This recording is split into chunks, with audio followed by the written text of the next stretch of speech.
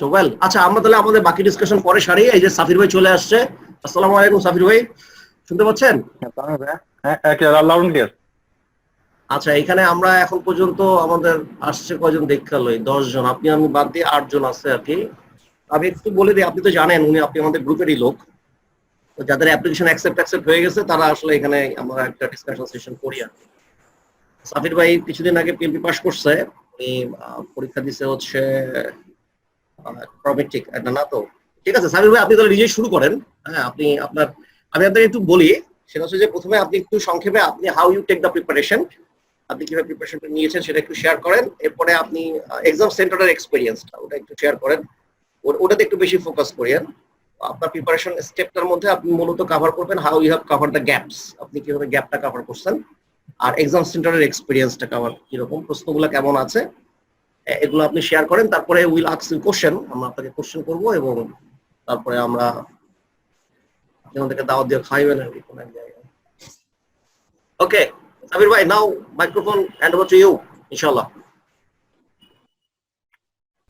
আচ্ছা, সবাইকে আসসালামু আলাইকুম। আমি আমি আগে আমাকে আগে আমার একটু সংক্ষিপ্ত পরিচয় দিয়ে নিই। আমি কমান্ডার সাফির।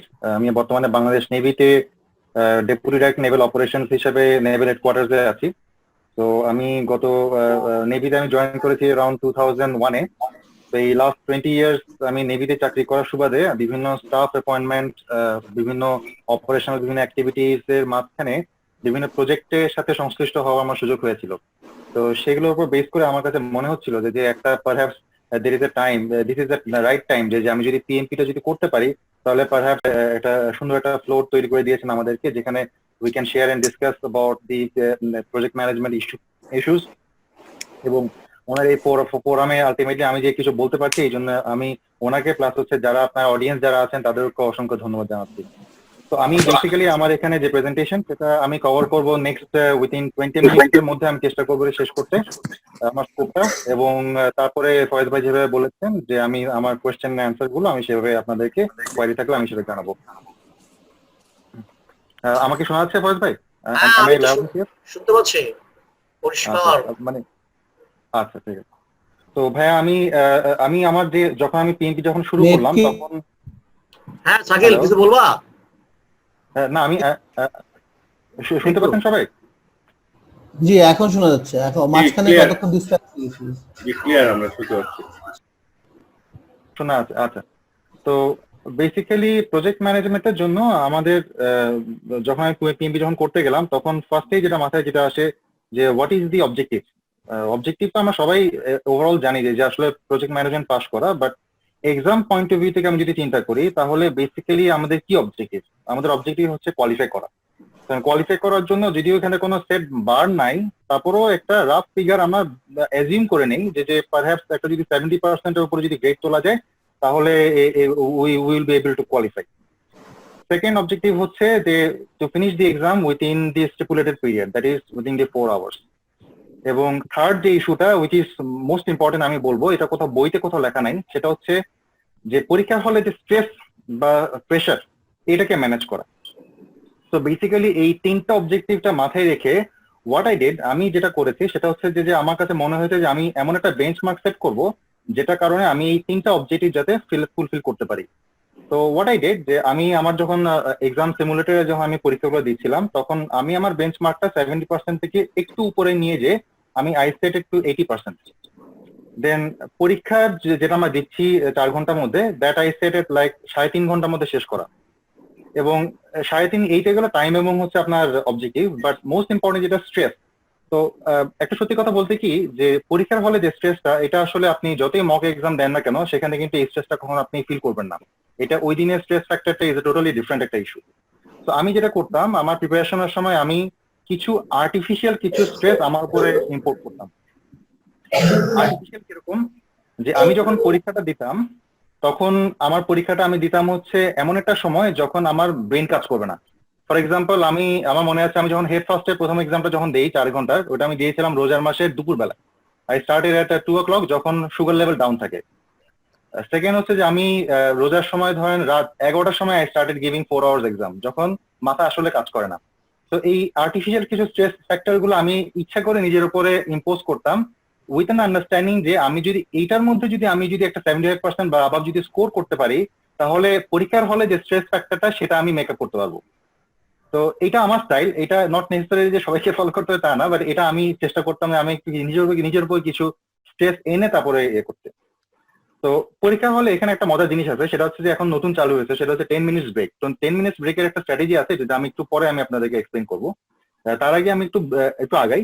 সেটা হচ্ছে যে যেটা আমরা যেটা স্ট্রেসের ব্যাপারে যেটা বলছিলাম এবং তিনটি এক্সাম প্রিপারেশনের ব্যাপারে যেটা বলছি, যে সত্যি কথা কি যে যদি আমাকে জিজ্ঞেস করেন যে ওভারঅল এক কথায় তিনটি এক্সাম প্রিপারেশনটা কিরকম, তাহলে আমি বলবো যে this is like playing A test match.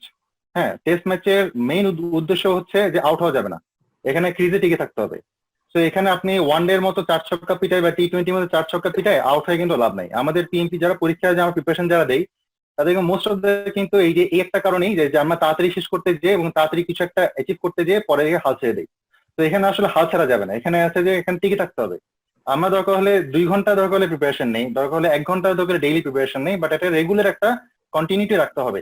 এই কন্টিনিউটি রাখলে পরে তাহলে শুধু আপনি পিএমপিটা আপনি সাস্টেইন করতে পারবেন, এই এক্সামের যে প্রিপারেশন আছে সেটা সাস্টেইন করতে পারবেন। তো এখানে আমার কিছু এই প্রিপারেশন নেওয়ার সময় কিছু চ্যালেঞ্জেস বা থ্রেটস যেটা আমাকে সবসময় ফেস করতে হচ্ছে এবং এটা আমাকে মাথায় রাখতে হবে, এটা সবার বেলায় প্রযোজ্য।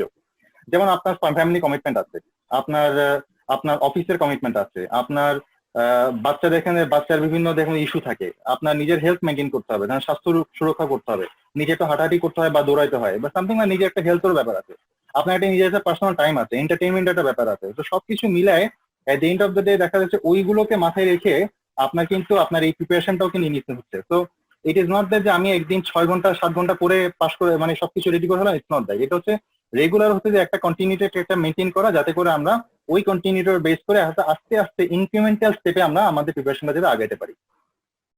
তো আমি এখানে যেটা আমি বলছিলাম যে পরীক্ষার যে বিষয়টা আর কি, তো এখানে পরীক্ষাটা দিয়ে আমি যখন পরীক্ষাটা দিলাম, দেওয়ার পরে এখানে যে 200 কোয়েশ্চেন, এই 200 কোয়েশ্চেন্স এর মধ্যে আমার কাছে দেওয়া শেষ করার পর আমার কাছে মনে হয় নাই যে এই 200 কোয়েশ্চেন একটা কোয়েশ্চেনও আমি আগে কোথাও দেখছি।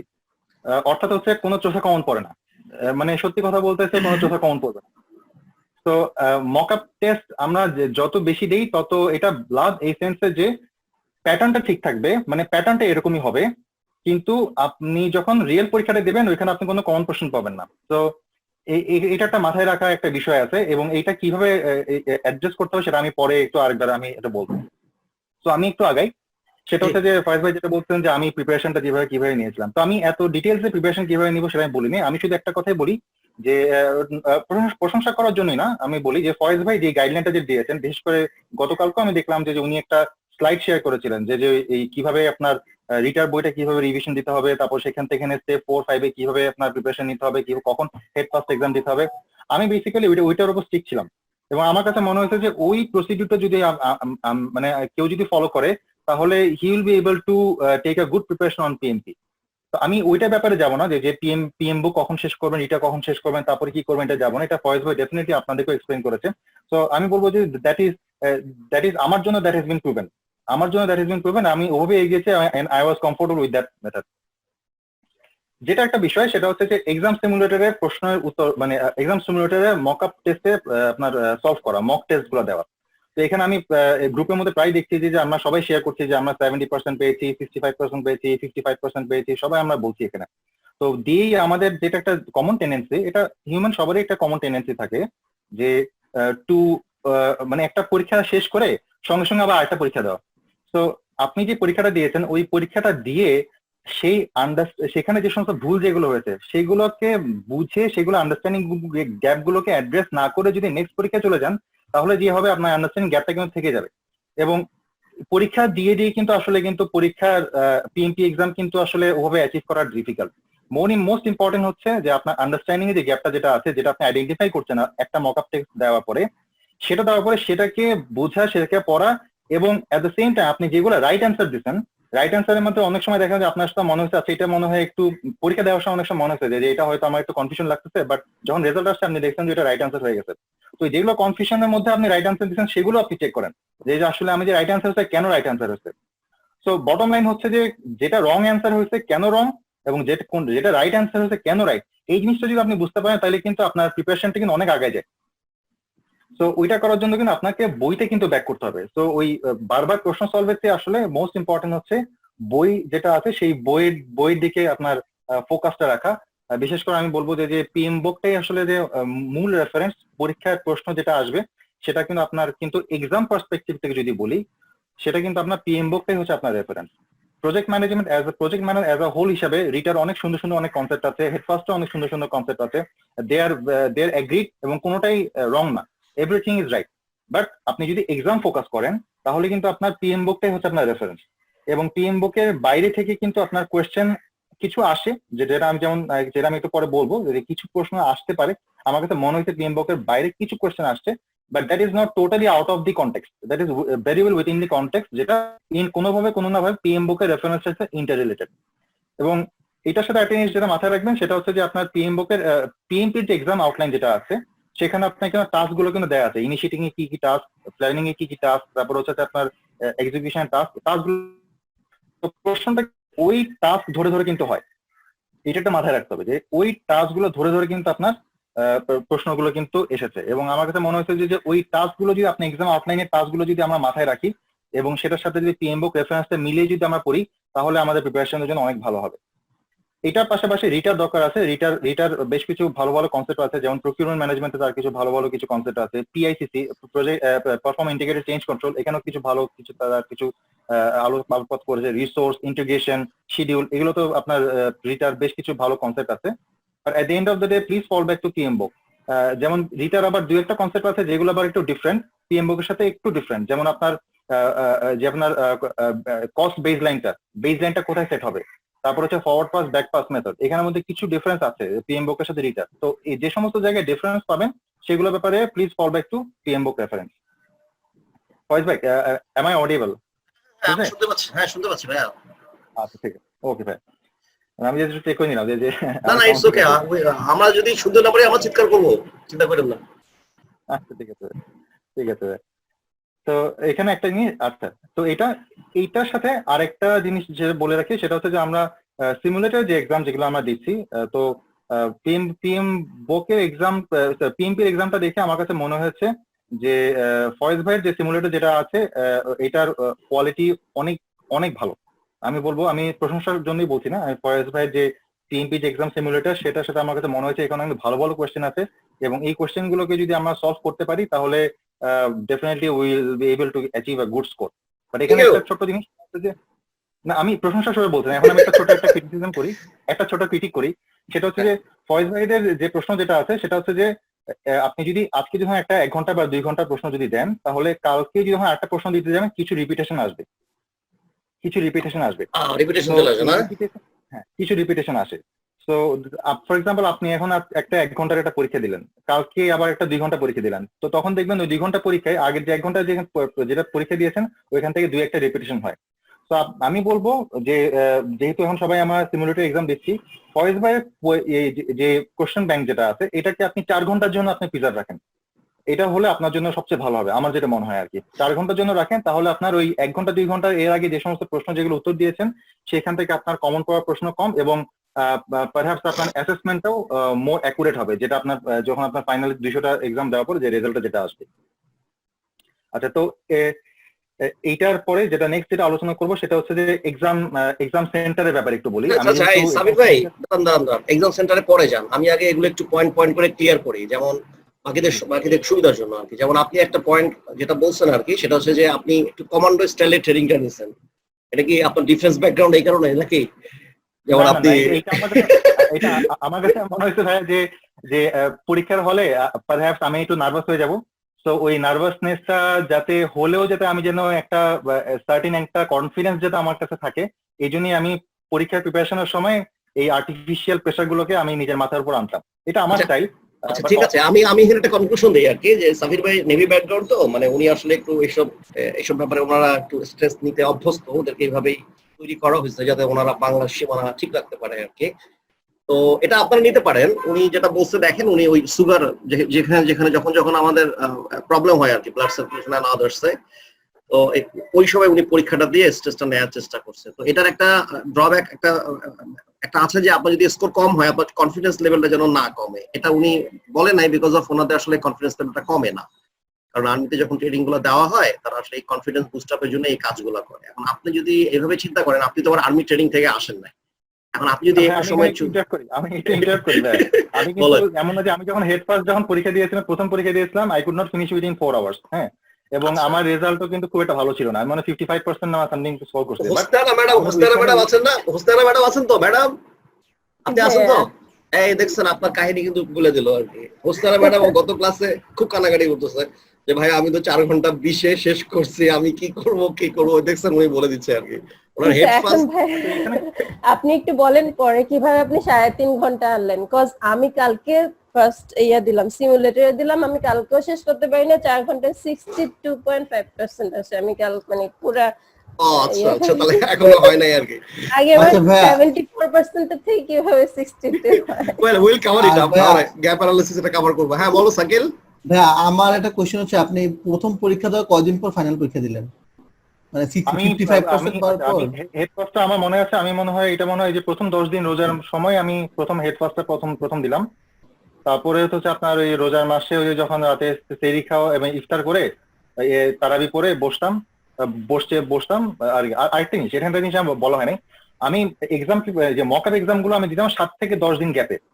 7 থেকে 10 দিন কেন বলে, এখানে বলার একটা উদ্দেশ্য আছে, এটা ফয়েজ ভাই প্রায় অ্যাড্রেস করে যে আমরা যখন একটা পরীক্ষা দিয়ে যখন আমাদের আন্ডারস্ট্যান্ডিং গ্যাপ গুলোকে যখন অ্যাড্রেস করার জন্য যখন আমরা আবার বইতে ব্যাক করি, এই সময়টা কিন্তু বেশি নেওয়া যাবে না। যে আপনি আজকে একটা মক আপ এক্সাম দিলেন 4 ঘন্টার, আপনি নেক্সট মক এক্সাম 3 সপ্তাহ পরে দিলেন, তাহলে কিন্তু হবে না। আপনার কিন্তু ওই ডিউরেশনটা মানে এখানে একটা ব্যালেন্স আনতে হবে আপনার, মানে ওইটাও ডিলে করা যাবে না। এট দ্য সেম টাইম আপনার হচ্ছে যে এই রিভিউটা যেটা আপনার গ্যাপ গুলোকে তাড়াতাড়ি আপনার অ্যাড্রেস করতে হবে, প্লাস হচ্ছে আপনার ফ্যামিলিও ম্যানেজ করতে হবে। তো এই এখানে একটা ডেলিকেট একটা ব্যালেন্স আনতে হবে, যেটা হচ্ছে যে এখানে একটা ইন্ডিভিজুয়াল স্টাইল ডিপেন্ড করে কে কিভাবে করে। বিশেষ করে যারা আপু যারা পরীক্ষা দিচ্ছেন তাদের জন্য তো এটা আরো একটু ডিফিকাল্ট, কারণ বাচ্চারা থাকে, বাচ্চা কান্নাকাটি করে। আমি ধরেন বাচ্চা কান্নাকাটি করে, আমি বউকে বলে তুমি সামলাও, হ্যাঁ, বাট আপু তো আর এই কথা বলতে পারে না। হ্যাঁ, তো ওনাদের জন্য তো এটা আরেকটু difficult. I understand difficulty, but এর মধ্যে হয়ে যাবে। মানে এমন না যে এটা আমরা এখানে নতুন কেউ, এটা আগেও অনেকে পরীক্ষা দিয়ে পাস করছে, অনেক আপুরাও অনেক ভালো রেজাল্ট করেছে, পুরুষদের চেয়ে ভালো রেজাল্ট করেছে। তো এখানে আমি বলবো যে আপুরা যারা এখানে যারা আছেন তারাও ভালো করবেন, ঠিক আছে? জাস্ট ওই যেটা বললাম যে এটা একটা টেস্ট ম্যাচ, ধরে রাখতে হবে, ক্রিজে থাকতে হবে, আউট হওয়া যাবে না ইনশাআল্লাহ। আচ্ছা আরেকটা জিনিস, ও যেটা বলছে ওটা সংক্ষেপে যেভাবে বলে আর কি, যে তাওয়া গরম থাকতে রুটি ভাজা দরকার। ও আসলে সেটাই বলছে যে আপনি দেরি করিয়েন না, একটা পরীক্ষা দিয়ে যদি অনেকদিন দেরি করেন আবার দেখা যাবে নতুন করে শুরু করতে। আচ্ছা সেকেন্ড আরেকটা পয়েন্ট যেটা সে বলছে ওই যে সেটা সে একটু আগেও বললো, সে আসলে ওই পরীক্ষা দেওয়ার পরে তার আন্ডারস্ট্যান্ডিং গুলো ক্লিয়ার করার জন্য যেগুলো প্রশ্ন তার ভুল হয়েছে, এটা কিন্তু গত ক্লাসে আমাদের যখন ফিডব্যাক দিচ্ছে নাইম আর জুন্নুর, তারাও এই কথা বলছে। আমি একটু রিকল করি, ওনারা বলছে যে আমরা যে প্রশ্নগুলো যেগুলো ভুল করছিলাম এর মধ্যে নাইম বলছিল যে সে ওই প্রসেস গ্রুপ ধরে কভার করছে, এএনএসআই স্ট্যান্ডার্ড যেটা আছে পিএম বইয়ের পার্ট 2 তে। আর জুন্নুর বলছে যে আমি জুন্নুর ভাইয়ের সঙ্গে সাফির ভাইটা মিলছে, জুন্নু বলছে যেটা যে আমি ভাইয়া রেফারেন্স বুক ধরে আগাইতাম, রেফারেন্স পেজ নাম্বার দেওয়া আছে, আমি ওই পেজটা গিয়ে দেখে ফেলতাম। এখানে সাফির ভাই আরেকটা যেটা অ্যাড করছে নতুন, সেটা হচ্ছে যে যেগুলো প্রশ্ন ওনার রাইট হচ্ছে কিন্তু কনফিউশন ছিল, মানে আছে না আন্দাজি মারছে অথবা মনে হচ্ছে, এগুলো উনি দেখছে আর কি। মানে শুধুমাত্র যেগুলো ভুল হয়েছে উনি সেগুলো দেখে নাই, যেগুলোতে ওনার রাইট হওয়ার পরেও কনফিউশন ছিল, তার মানে উনি এখানেও এটা মার্ক আপের একটা ব্যবস্থা করছে যে কোনটা আমার ভুল হলো সেটা তো আমি ট্রেস করতেই পারছি, আর কোনগুলো আমার কনফিউশন আছে সেগুলো উনি আমার ধারণা উনি মার্ক আপ করে রাখছিল কোনোভাবে, এবং সেটা পরে ওটাও উনি দেখছে আর কি। আর সবসময় উনি আরেকটা জিনিস যেটা বলবো, আমি কনফিউশন দিচ্ছি, এটা উনি পিএম বককে রেফারেন্স হিসেবে ধরছে, যে আমরা রিতা পড়ি, হেড ফার্স্ট করি, আমরা অনেক ম্যাটেরিয়াল দেখি, অসুবিধা নাই, আমরা নেটে ঘাটে অসুবিধা নাই, বাট পিএম বক ইজ রেফারেন্স। আমাদের যখনই কোনো কনফ্লিক্ট হবে তখন পিএম বকের সঙ্গে আমাকে অ্যালাইন করতে হবে। আর পিএম বকে সবকিছু পাওয়া যাবে এটা উনিও বলছে যে না পাওয়া যাবে না, কিন্তু পিএম বকের সঙ্গে অ্যালাইন্ড আছে সবগুলা। এটা মানে এটা আমরা পিএমআইজম এই কনসেপ্ট দিয়ে তখন বলি আর কি, ওইভাবে জিনিসটা মিলে যায়। উনি আরেকটা জিনিস সেটা বলছে যে পিএমপি হ্যান্ডবুক, এটা আমি গত সেশনে মিস করছি, আপনারা নেটে যখন যাবেন নেটে দেখবেন দুইটা আছে, একটা হচ্ছে পিএমপি হ্যান্ডবুক একটা আছে, পাশাপাশি পিএমপি কন্টেন্টের একটা আলাদা ছোট্ট একটা পিডিএফ ফাইল আছে। ওখানে ওই ইনিশিয়েটিং প্রসেস গ্রুপে কয়টা টাস্ক এবং এই কয়টা টাস্কের উপরে ওটা এক্সপ্লেনেশনটা দেয়া আছে, এটা ডাউনলোড করা যায়।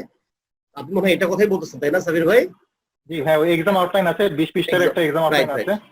Exam outline, right, thank you. Exam outline, এটা আপনারা দেখবেন পিএমপি হ্যান্ডবুকের উপরে একটা ছোট্ট পিডিএফ ফাইল আছে, exam outline, PMP exam outline অথবা এক্সাম কন্টেন্ট নামে। ওখানে initiating, planning, execution, monitor, control, closing এর কয়টা টাস্ক এবং 7টা 11টা 5টা এইভাবে টাস্ক হিসেবে সে ডিফাইন করছে এবং ওই টাস্কের বর্ণনাগুলো সে দিচ্ছে, কোন টাস্ক দিয়ে সে কি বুঝাচ্ছে। পিএমপি পরীক্ষা ওইটার উপর ভিত্তি করেই হচ্ছে, এটা উনি বলছে। এটা অবশ্য ঠিক, এটা আমি গত ক্লাসে মিস করছি আর কি। আর এই তো মোটামুটি। সামির ভাই, আমি কিছু মিস করলাম নাকি? আপনি যেগুলো কভার করছেন নাকি মনে নাই তো? না ভাইয়া, হ্যাঁ না, অলমোস্ট ইয়েস সামারাইজড ওয়েল। এখন মানে এখন I can proceed for further আর কি। না, এখন এই স্টেজে দাঁড়ান, একটু ইয়ে করতে হবে। কি কারণে? কারণ অনেকে পরে খেয়ে হারায় ফেলবো এখন। আচ্ছা, প্রিপারেশন স্টেজে কারো কোনো কনফিউশন থাকলে এখন যদি বলতে পারেন বলেন, তারপর আমরা নেক্সট পরের স্টেজে যাব, মানে ওই যে এক্সাম সেন্টার। আচ্ছা, এখানে আমি একটা জিনিস শেয়ার করতে পারি যেটা আমি বলেন সাবির ভাই বলেন। সাবির ভাই আপনি আগে বলেন, তারপরে সাকিরের কাছে যাই। এখানে একটা জিনিস আমি বেঞ্চমার্ক যেটা সেট করছিলাম যে 80% এবং 3.5 ঘন্টার যে benchmark, it is not necessarily যে অ্যাপ্লিকেবল ফর অল। এটা জাস্ট আমার কাছে মনে হচ্ছিল যে এটা যদি আমি সেট করতে পারি, আমি যদি অ্যাচিভ করতে পারি, perhaps I will be able two মানে পাস দি এক্সাম আর কি। হ্যাঁ, তো আমি যেটা করেছিলাম যে আমি আমার মাথায় টার্গেট ছিল যে লাস্ট 3টে মক আপ এক্সাম, লাস্ট 3টা মানে আমি যে লাস্ট এই 3টা এক্সামের মধ্যে বা পরপর 3টে এক্সামের মধ্যে আমি যদি এই স্কোরটা যদি অ্যাচিভ করতে পারি, 80% এবং 3.5 ঘন্টার মধ্যে যদি অ্যাচিভ করতে পারি, তাহলে I will be able to pass the exam আর কি। সো আমার কাছে একটা সময় আসছিল যখন আমি দেখলাম যে আমি 3টা পরপর এক্সাম, আই কুড 4 ঘন্টার exam, I could achieve the score. Then actually I went for selecting the examination centre. তো ওইটা আমি আসতেছি আর কি একটু পরে আর কি। ওইটা এক্সামিনেশন সেন্টার আপনি এখানে রাইট, আপনি এখানে টলারেন্স এবং থ্রেশহোল্ড অ্যাপ্লাই করছেন। আপনার টলারেন্স হচ্ছে 4 ঘন্টা, থ্রেশহোল্ড 3.5 ঘন্টা, তাই না? ওই যে স্পেসিফিকেশন লিমিট, কন্ট্রোল লিমিটের মতো আর কি। হ্যাঁ। সো ম্যাডাম দেখছেন করতে কই চলে আসছে। 4 ঘন্টা 20 মিনিটের পরীক্ষা উনি কমায় 3.5 ঘন্টায় নিয়ে আসছে। সো হি সেভড এখানে 30, এখানে 20, 50 মিনিট সেভ করা হয়েছে। ভাই আপনি 4 আওয়ার এক্সাম কয়টা দিবেন? মক আপ এক্সাম ভাই আপু আমি আসলে ওরকম খেয়াল নেই, বাট আমি 7-8টা 8টা হবে মনে হয়। 8টা হবে আচ্ছা, টোটাল। আপনার কি মানে জাস্ট অ্যাপ্রক্সিমেট আইডিয়া আছে মানে কততম এক্সামের দিকে এসে আপনার মনে হচ্ছে যে মানে 4 ঘন্টা থেকে কমে আসছেন? কাজ আমি এখনো সেকেন্ড এক্সামে আছি। যেমন আপু আমি যেটা একটু আগে যেটা বললাম, আমি কিন্তু এই যে প্রথম হেড ফার্স্ট দিয়ে কিন্তু আই টুক মনে হয় 4.5 ঘন্টা 5 ঘন্টা। আই ওয়াজ টোটালি ডিমোরালাইজ যে আমার মনে হচ্ছে আমি পাস করতে পারবো না। হ্যাঁ, তারপরে এক্সাম দিলাম এই যে ইয়া থেকে ফয়েজ ভাই থেকে। ওইটা আমি ভাবছিলাম যে ভালো, আর ওইটা যে এত কঠিন হবে আমি বুঝি নাই প্রথম। হ্যাঁ, ওইটা আমার মনে হয় 4 ঘন্টা ক্রস করে গেছে। হ্যাঁ, তো আমার এবং মাঝখানে একটু ব্রেক নিতেই তো হয়। হ্যাঁ, তো আমার কাছে একটা সাম পয়েন্ট অফ টাইম আমার কাছে মনে হচ্ছিল perhaps I am not eligible. হ্যাঁ, আমাকে দিয়ে হবে না। হ্যাঁ, আমি তারপরে মনে হয় না দেখি মানে মানে এই যে ধরে থাকাটা, হ্যাঁ মানে এরকম একটা সময় সবারই আসবে। এটা আমি বলতেছি না যে this is uncommon for all, this is rather common. আমি এটা বলতে চাচ্ছি যে this is a common phenomena. এটা আপনার যেটা হচ্ছে তার মানে আপনি ঠিক পথে আগাচ্ছেন। এই জিনিসটা যদি হয় আপনি ঠিক পথে আগাচ্ছেন। হ্যাঁ, তো এইটাকে মাথায় নিয়ে এনে যে ওই সার্টেন পয়েন্ট ছেড়ে দেওয়া যাবে না। তো এটা ধরে রাখা, দ্যাট ইজ ইম্পর্টেন্ট আর কি। আপনি যদি ধরে রাখেন এবং আপনি যদি ওটুকু করতে পারেন তাহলে। আচ্ছা, এখানে একটা স্ট্র্যাটেজি আমি তো বলি যেটা আমি করতাম, যে যখন আমি দেখলাম আমি 4 ঘন্টা 4.5 ঘন্টা লেগে যাচ্ছে, তখন আমি ওই ছোট ইনক্রিমেন্টাল স্টেপ, যে 1 ঘন্টার একটা পরীক্ষা দিলাম, দেখি 50টা কোয়েশ্চেন দিতে আমার কতক্ষণ লাগে। আচ্ছা, তারপর হচ্ছে ধরেন 100টা দিতে কতক্ষণ লাগে। হ্যাঁ, তো এরকম ছোট এক্সাম যেগুলো একটু জাস্ট আপনি ইভেন আপনি 30টাও দেন, কোনো অসুবিধা নেই। যে 30টা পরীক্ষা দিলাম, আমার দেখি কতক্ষণ লাগে, আমি কি 20 মিনিটের মধ্যে শেষ করতে পারি কিনা, বা 25 মিনিটের মধ্যে শেষ করতে পারি। সিমুলেটর থেকে করছেন নাকি আপনি বইয়ের বা যে কোথাও থেকে আপনি 30টা ধরে দিচ্ছেন এভাবে করছেন? 30টা বা 100টা বা 50টা? 30টা 100টা আপু অনেকগুলো ফ্রি সিমুলেটর অনলাইনে পাওয়া যায়। যদিও ফ্রি সিমুলেটর যেগুলো আছে অনলাইনে, ফ্রি কোয়েশ্চেন যেগুলো আছে, আমি বলবো সবগুলো যে অথেন্টিকেট তা না, বাট আমি ওগুলো মানে অ্যাপ্রোচ করেছিলাম just to check the time, not to check my knowledge, but actually to save my time. কিছু কঠিন কোয়েশ্চেন আছে, অলিভার লেম্যানের কিছু আছে, কিছু অনেকে বলে যে খুবই কঠিন। হ্যাঁ, অনেকে বলে। তো আমি ওগুলো কিছু ফ্রি পাওয়া যায়, অনলাইনে পাওয়া যায়। তো আমি ওগুলো ডাউনলোড করে ওখান থেকে আমি ছোট ইনক্রিমেন্টাল স্টেপ নিয়ে পরীক্ষা দিয়েছি, just to check the time, not to understand my knowledge, কারণ ওখানের মধ্যে কিছু ভুল কনসেপ্টও আছে আবার। হ্যাঁ, মানে এখানে হ্যাঁ সাকিল, আমি একটু শেষ করি। হ্যাঁ, সাকিব ভাই এখানে আসলে কাইজেন অ্যাপ্লাই করছে। কাইজেন আমি আসলে পিএমও কে টার্ম ঢুকাইতেছি আর কি। কাইজেন কন্টিনিউয়াল ইমপ্রুভমেন্ট কোয়ালিটিতে আছে। কাইজেন অ্যাপ্লাই করছে উনি, ঘন্টা ধরে আগাইছে। 1 ঘন্টায় কয়টা হয় আর Oliver Lemon is very good set. অলিভার লেমনের দুটো সেট আছে, একটা 175 এর আর একটা 79 এর। ইজ ভেরি গুড সেট, ওইখানে আসলে ভুল টুল নাই। অলিভার লেমন হচ্ছে he is a very pioneer, European মার্কেটে কাজ করছে। আর অন্য কিছু জায়গায় ভুল আছে আর কি। সো ওইটা আসলে ওইটা একটু রেকটিফাই করলাম আর কি, যে সাফি যদি বলে অলিভার লেমনের কনসেপ্ট ভুল আছে তাহলে আসলে জিনিসটা ঠিক হলো। আচ্ছা হ্যাঁ সাকিব বলো। আচ্ছা সাফিদ ভাই, আমি যে এই প্রবলেমটা সেটা আমার প্রথম পরীক্ষার যেই নাম্বারটা সেটা অলমোস্ট আপনার মতোই, আপনার কাছাকাছি। তো হিপফাস থেকে দেওয়া, তো আমি যে জিনিসটা হচ্ছে এরপরে মানে ফয়েজ ভাই ইনস্ট্রাকশন হচ্ছে যে রিতা পড়া আরেকবার। তো আমি এই রিতা পড়তে গেলে আমি মনে হচ্ছে যে আমার কনসেন্ট্রেশন ইয়ে হয়ে যাচ্ছে, ডাইভার্ট হয়ে যাবে। তো আমি এখন যেটা শুরু করছি যে কোশ্চেন গুলো সলভ করা, মানে কোশ্চেনে কোথায় কোথায় ভুল করছি সেই জিনিসগুলা চেক করতেছি আমি।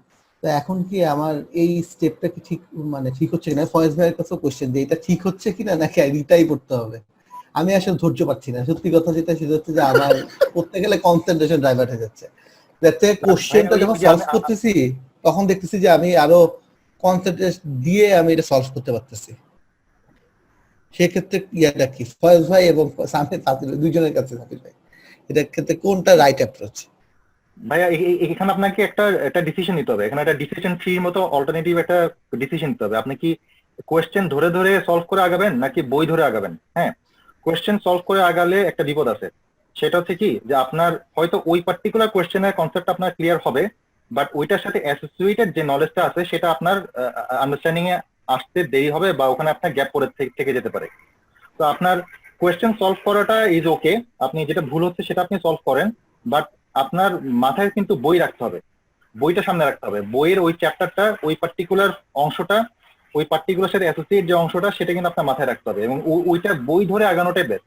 এই ফয়েজ ভাই যে একটা প্রসেস যেটা আছে যে আপনার যে উনি প্রায়ই বলে যে রিটাতে একবার রিভিশন দেওয়ার পরে পরীক্ষার ওখানে যে আপনার কোয়েশ্চেন যেগুলো আছে সেগুলো সলভ করার পর আপনি একটা জায়গায় নোট করে রেখে দেন। তারপর হচ্ছে আপনি ধরেন আবার যখন আপনি রিটা আবার যখন রিভাইজ করবেন তখন হচ্ছে যে ওইগুলোকে আপনি আবার অ্যাপিয়ার করে দেখেন আপনার কোনগুলা ভুল দুইবার হচ্ছে, বা যেগুলো আগে একবার রাইট হয়েছিল বা আপনি আবার সেকেন্ড টাইম করতে গিয়ে ভুল করছেন। তো এটা একটা খুব ভালো স্ট্র্যাটেজি আমি বলবো, যে আপনি ওইভাবে আপনি আগান। বইটা রিভিশন করে করে বই যখন রিভিশন শেষ হবে তখন, বা একটা চ্যাপ্টার যখন রিভিশন শেষ হবে তখন আপনি ওই চ্যাপ্টারের সাথে অ্যাসোসিয়েটেড যে প্রশ্ন আছে তখন এটা সলভ করেন। নট দ্যাট যে কোয়েশ্চেন সলভ করে বই রিভিশন দাও, ওইটা না কিন্তু। তো এখানে একটু বলবো যে বইটাকে মাথায় রাখাটাই এই বেটার হবে। আমি একটু অ্যাড করি, হ্যাঁ সাবির ভাই আমি একটু অ্যাড করি। সেটা হচ্ছে সাকিব, প্রবলেম কি হবে জানো? যেটা সমস্যা যেটা হবে, প্রশ্ন কিন্তু হয় সিচুয়েশন বেসড, এটা তুমি নিজেও বুঝতেছো আর কি। এখন সিচুয়েশনে যেভাবে বলা আছে তার উপর ভিত্তি করেই কিন্তু আমরা অপশনগুলো পিক করি। তো তুমি যখন একটা সিচুয়েশনের উপর ভিত্তি করে একটা অপশন পিক করবা, পরবর্তী প্রশ্নে কিন্তু সিচুয়েশনটা আবার ডিফারেন্টলি এক্সপ্লেইন করে অন্য ধরনের প্রশ্নের উত্তর তখন আসবে। তো তুমি যদি পুরো কনসেপ্টটা যদি তুমি ঠিকমতো না বুঝো, তুমি একটা সিচুয়েশন দিয়ে কিন্তু কনসেপ্টটা ধরতে পারবা না। কারণ একটা ওই যেমন সে হয়তো বলছে যে প্রজেক্ট ম্যানেজার এখানে ইনএফিশিয়েন্ট ছিল, সে একটা ভুল করছে এবং সে সরে গেছে, তারপরে তুমি এখানে কি করবা? তো এটা একটা যে সিচুয়েশন, সেখানে আসলে প্রজেক্ট ম্যানেজারের ইনএফিসিয়েন্সি ছিল। আবার পরবর্তী একটা প্রশ্ন হয়তো দেখা যাচ্ছে যে কিছুই বলে নাই, সে শুধু বলছে যে প্রজেক্ট ম্যানেজার কোনো কারণে প্রজেক্ট থেকে সরে গেছে, এখন তুমি কি করবা? দেখো সিচুয়েশন কিন্তু দুইটা ডিফারেন্ট। প্রথম সিচুয়েশনে প্রজেক্ট ম্যানেজারের ইনএফিসিয়েন্সি ছিল, এখন তোমাকে রিভাইজ করতে হবে, তার যে কাজগুলো আছে সেগুলো তোমাকে আবার রিভাইজ করে দেখতে হবে, because in the question they mention project manager was inefficient. কিন্তু পরের প্রশ্নে সে বলছে প্রজেক্ট ম্যানেজার চলে গেছে প্রজেক্ট থেকে, সে যে ইনএফিশিয়েন্ট ছিল এটা বলে নাই। এসব ক্ষেত্রে কিন্তু তোমার আবার সিচুয়েশনটা ডিফারেন্ট হবে। তুমি কিন্তু আগে যে প্রজেক্টের কাজগুলো হচ্ছে এগুলো তোমার রিভিশন দরকার নাই, কারণ প্রজেক্ট ম্যানেজার এফিশিয়েন্ট ধরে নিতে হবে। তো এই কনসেপ্টগুলো তুমি ক্লিয়ার করতে পারবা অনলি রিডিং বাই বুকস। এটা তুমি প্রশ্ন ধরে যদি তুমি কনসেপ্ট ক্লিয়ার করতে চাও তখন তোমার জিনিসটা হবে না, বুঝছো না? তখন ওই অন্ধের হাতি দেখার মতো অবস্থাটা হবে। তো এটা আসলে পিএমপি প্রিপারেশনের জন্য, এটা আমি অনেকবার বলছি যে আমি কেন বুঝাতে পারি না জানি না, প্রিপারেশন নেওয়ার সবচেয়ে কঠিন জায়গাই হচ্ছে প্রথমবার বইটা পড়া। তুমি যখন প্রথমবার বইটা একবার দুইবার পড়ে ফেলবা, এটা হচ্ছে প্রিপারেশনের সবচেয়ে কঠিন জায়গা। তোমার হবে না, তোমার কষ্ট হবে, শেষ করতে পারবা না, এ করবা না সে করবা না। তুমি এটা তখন আমরা যেটা বলি যে গল্পের মতো করে পড়েন, এত স্ট্রেস নেওয়ার কিছু নাই। মনে করেন হুমায়ুন আহমেদের একটা বই পড়তেছেন, এই হুমায়ুন আহমেদের বই যেভাবে মজা করে পড়েন, রিতার বই এভাবে পড়েন, পিএমআকে এভাবে পড়তে পারবেন না। তো যদিও ব্যাপারটা এরকম হাস্যকর মনে হবে আর কি, কিন্তু কিছু করার নাই। আর প্রথমবার যদি তুমি পড়ে ফেলতে পারো, সেকেন্ড টাইম তুমি দেখবা পরবর্তীতে এটা খুব সহজ।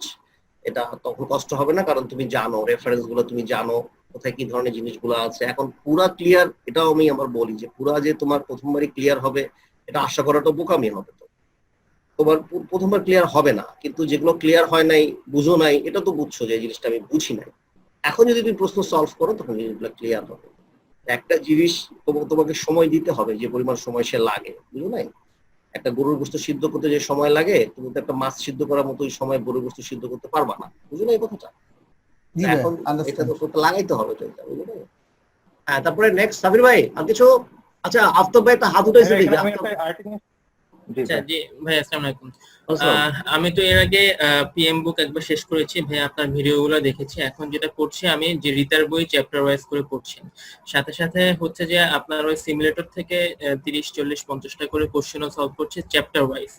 তো Okay. আমি প্ল্যান করেছি আগামী শুক্রবারের মধ্যে রিতার বইটা মোটামুটি 60-70% শেষ করে একটা মক এক্সাম দিয়ে দিব, মেইন চ্যাপ্টার গুলো শেষ করে আর কিছু কোশ্চেন সলভ করে আগামী সপ্তাহে একটা প্রথম 4 ঘন্টার মক এক্সাম দিব।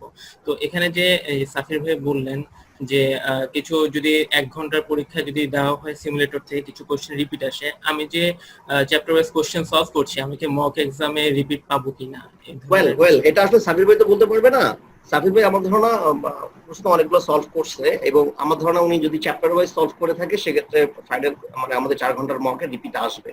তো এটা আসলে আমরা এখন পরে ডিসকাস করবো আর কি এই জিনিসগুলো। তবে আমি আপনাকে বলে রাখি যে আপনি যখন পরীক্ষা দিবেন, ছোট ছোট পরীক্ষা রিটার প্রশ্নগুলো সলভ করবেন, ঠিক আছে? রিটার প্রশ্নগুলো সলভ করে তারপরে আপনি 4 ঘন্টার জন্য হেড ফার্স্টটা দিবেন। এটা আসলে আমাদের স্টেপ। হেড ফার্স্টে 4 ঘন্টা পরীক্ষা দিয়ে আপনি দেখবেন আপনার স্কোর কেমন হয়। আপনার স্কোর যদি ভালো হয় সেক্ষেত্রে আপনি এখন সিমুলেশনে যান। সিমুলেশনে গিয়ে সিমুলেশন আপনি এক্সাম মোডে দেন। এটা সবচেয়ে ভালো হচ্ছে এক্সাম মোডে দেয়া। 4 ঘন্টার পরীক্ষা দিবেন, 2 ঘন্টার পরীক্ষা দিবেন, 1 ঘন্টার পরীক্ষা দিবেন। তো তখন দেখা যাবে এই সিমুলেশনের ইফেক্টিভ ইউজটা হবে। আর আপনি যদি একটা চ্যাপ্টার পড়ে সিমুলেশন থেকে আপনি যদি চ্যাপ্টারের অ্যান্সার দেন, তখন পরীক্ষা যখন দিবেন তখন আবার রিপিট হবে। তখন আপনার একটা দুইটা যখন রিপিট হবে তখন আপনার একটু কষ্ট লাগবে আর কি, আমি যেটা পারি। তো এই ডিসকাশনটা আমরা ইনশাআল্লাহ সাফির ভাইকে সারি। সাফির ভাইকে সারার পরে will discuss it after second সেশনে আর কি, যে এরপরে যেটা হবে। হ্যাঁ, সাফির ভাইয়ের সঙ্গে সারি আর কি। সাফির ভাই, সাফির ভাইকে আর প্রিপারেশন রিলেটেড আর কিছু আছে কিনা? হ্যাঁ বলেন। ভাই, এখানে একটা জিনিস সেটা হচ্ছে যে আমি প্রিপারেশন নেওয়ার সময় প্রথমবার তো ওই ফয়েজ ভাই যেটা বলেছে যে পড়ে গেছি বা রিটাটা গল্পের মতো পড়েছি। সেকেন্ড টাইম যখন রিভিশন দিয়েছিলাম তখন I use to make short notes, যে রিটা থেকে যেগুলো আমি এর আগে মার্ক করেছিলাম বা পিএম বক্স থেকে যেগুলো মার্ক করেছিলাম সেগুলোকে শর্ট নোটস হিসাবে খাতায় লিখে রাখা। এবং যখন আমি এক্সাম মোডে যখন আমি গেলাম তখন যেগুলো আমার প্রশ্ন কনফিউশন যেগুলো হচ্ছিল বা যেগুলো আমি ভুল করেছিলাম, তো সেই ভুলগুলোকেও আমি শর্ট নোটস আকারে আমি আমার নোটবুকের মধ্যে লিখে রাখতাম। তো যেটা আমার লাভ যেটা হয়েছে, আমার যখন এক্সাম এই যে 3টি এক্সাম দেওয়ার আগে যে ফাইনাল যে রিভিশন, তখন আমার জন্য এই রিভিশনটা ওই শর্ট নোটস গুলো গিভ বুস্টার। মানে আমি ওখান থেকে মানে অনেক কনসেপ্ট ওই আগের দিনের রিভিশনের যে একটা যে ভালো একটা আমি একটা ওখান থেকে একটা একটা সাপোর্ট পেয়েছি আর কি ওই নোটস থেকে আর কি। তো এটা আপনারা করতে পারেন, করলে এখান থেকে আপনারা কিছু বেনিফিট পাবেন আর কি। ওকে, আচ্ছা, আর প্রিপারেশন রিলেটেড কিছু জানার আছে? তাহলে আমরা এখন এক্সামের দিকে যাবো আর কি। ওই এনি কোশ্চেন, এনিওয়ান? আচ্ছা সামির ভাই, আপনি মনে হয় আমার এখন ওই যে এক্সাম সিমুলেটর, সরি প্রমেটিকে গিয়ে, প্রমেটিক বলি আবার, কি বলেন, প্রিপারেশন ফিল্ডে গিয়ে কেমনে পরীক্ষা দিলেন ওটা শেয়ার করি, এরপরে আরো হয়তো অনেক প্রশ্ন বের হবে আর কি ইনশাআল্লাহ। জি ভাই। ওকে, আচ্ছা ভাই, এখানে আচ্ছা এক্সাম সেন্টারে যাওয়ার আগে এখানে দুটো অপশন আমরা সবাই জানি, একটা হচ্ছে সেলফ প্রক্টর আর একটা হচ্ছে যে এক্সাম সেন্টার ব্যাপারে। তো এটা দুটারই মেরিট ডিমেরিটস দুটোই আছে। তো আমি সেলফ প্রক্টরটা যেহেতু দেইনি, তো এটা মেরিট ডিমেরিটস আমি বলবো না, আমি এক্সাম সেন্টারের কিছু মেরিট ডিমেরিটস আগে তো বলি। যে এক্সাম সেন্টারে যেটা হচ্ছে যে এখানে আপনার একটা জায়গায় যেতে হয়, যে এখানে আপনাকে কিছু রেজিস্ট্রেশন ফর্ম ফিল আপ করতে হয়, করে আপনাকে সেখানে তাদের ইয়ে করে আপনার তার নিয়ম অনুযায়ী তার সময় অনুযায়ী এখানে একটা তার পরীক্ষা দিতে হয়। বাট এটার একটা যেটা অ্যাডভান্টেজ, এবং actually this is the reason why actually I chose the test centre, সেটা হচ্ছে যে যদি কোনো কারণে আপনার পরীক্ষা দেওয়ার মাঝখানে আপনার যদি কোনো অনলাইন ডিসরাপশন হয়, সেক্ষেত্রে কিন্তু আপনার ফুল রেসপন্সিবিলিটি তখন চলে যায় তখন টেস্ট সেন্টারের উপরে। ইন আদার ওয়ার্ডস, আমি টেস্ট সেন্টারে পরীক্ষা দেওয়ার মাধ্যমে আমি কিন্তু একটা রিস্ক ট্রান্সফার কিন্তু এখানে করতে পারছি। তো এখানে একটা জিনিস এখানে একটা মাথায় রাখার বিষয়, যে আমি যেদিন পরীক্ষা দিলাম, আমি মনে হয় গত 8 তারিখে পরীক্ষা দিলাম এই মাসের 9 তারিখে, কিন্তু বাংলাদেশে আপনার এই সারা দেশব্যাপী আপনার ইন্টারনেটে একটা টেলি যোগাযোগ একটা আপনার বিচ্ছিন্ন হয়ে গেছিল আর কি। তো এটা কিন্তু আমি যেদিন পরীক্ষা দিচ্ছিলাম সেদিনও কিন্তু হইতে পারতো। তো ওই দিন যদি হইতো তাহলে কিন্তু অ্যাটলিস্ট রেসপন্সিবিলিটি তখন আমার থাকতো না, it would been gone to the totally to the centre. তো এখানে একটা বিষয় যেটা আমি বলবো যে এখানে আপনারা জিনিসটা বিবেচনা করে দেখতে পারেন।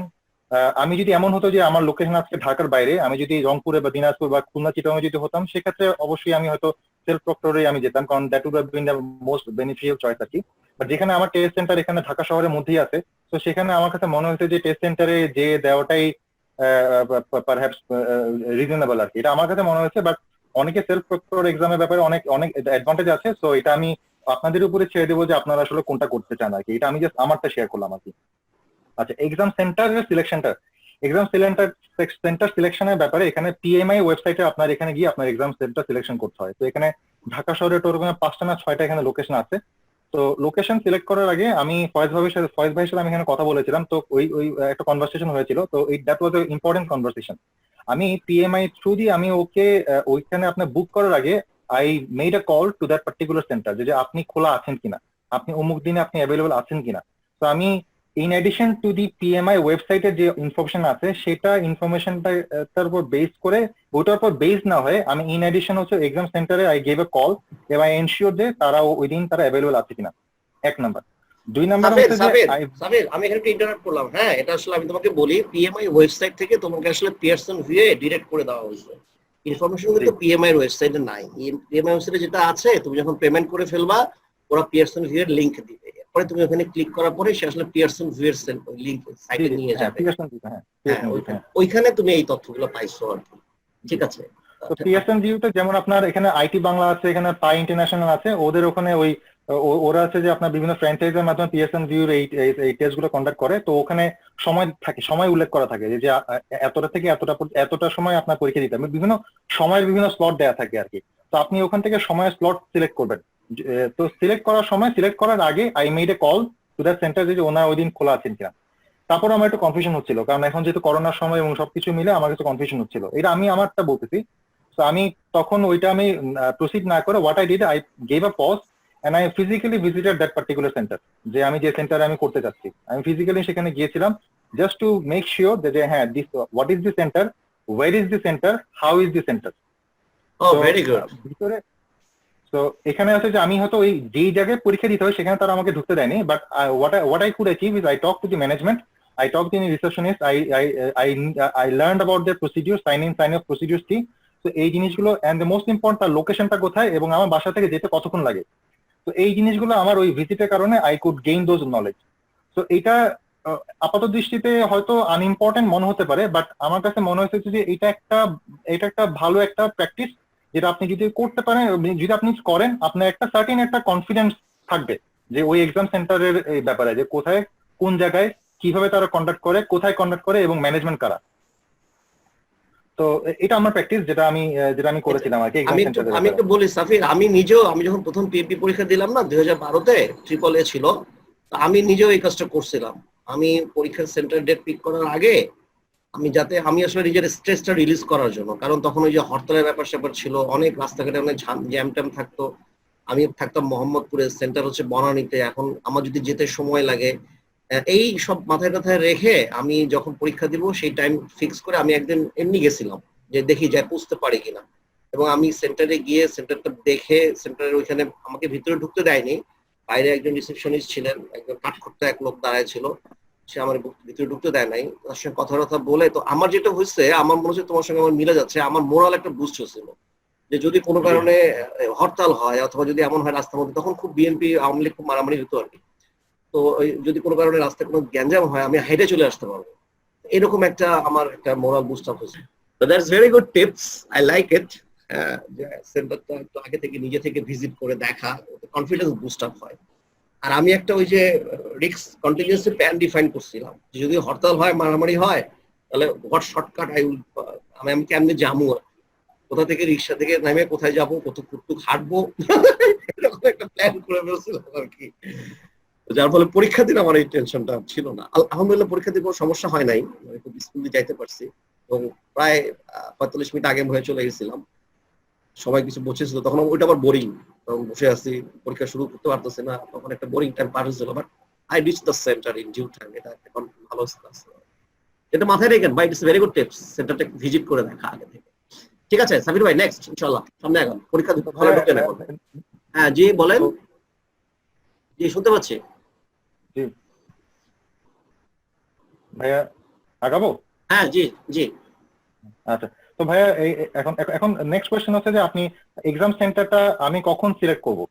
তো এখানে পিএমপি যেটা পিএমআই যে আপনার ইনস্ট্রাকশন যেটা আছে, আপনি 30 দিন আগেও করতে পারেন, আপনি 2 দিন আগেও করতে পারেন।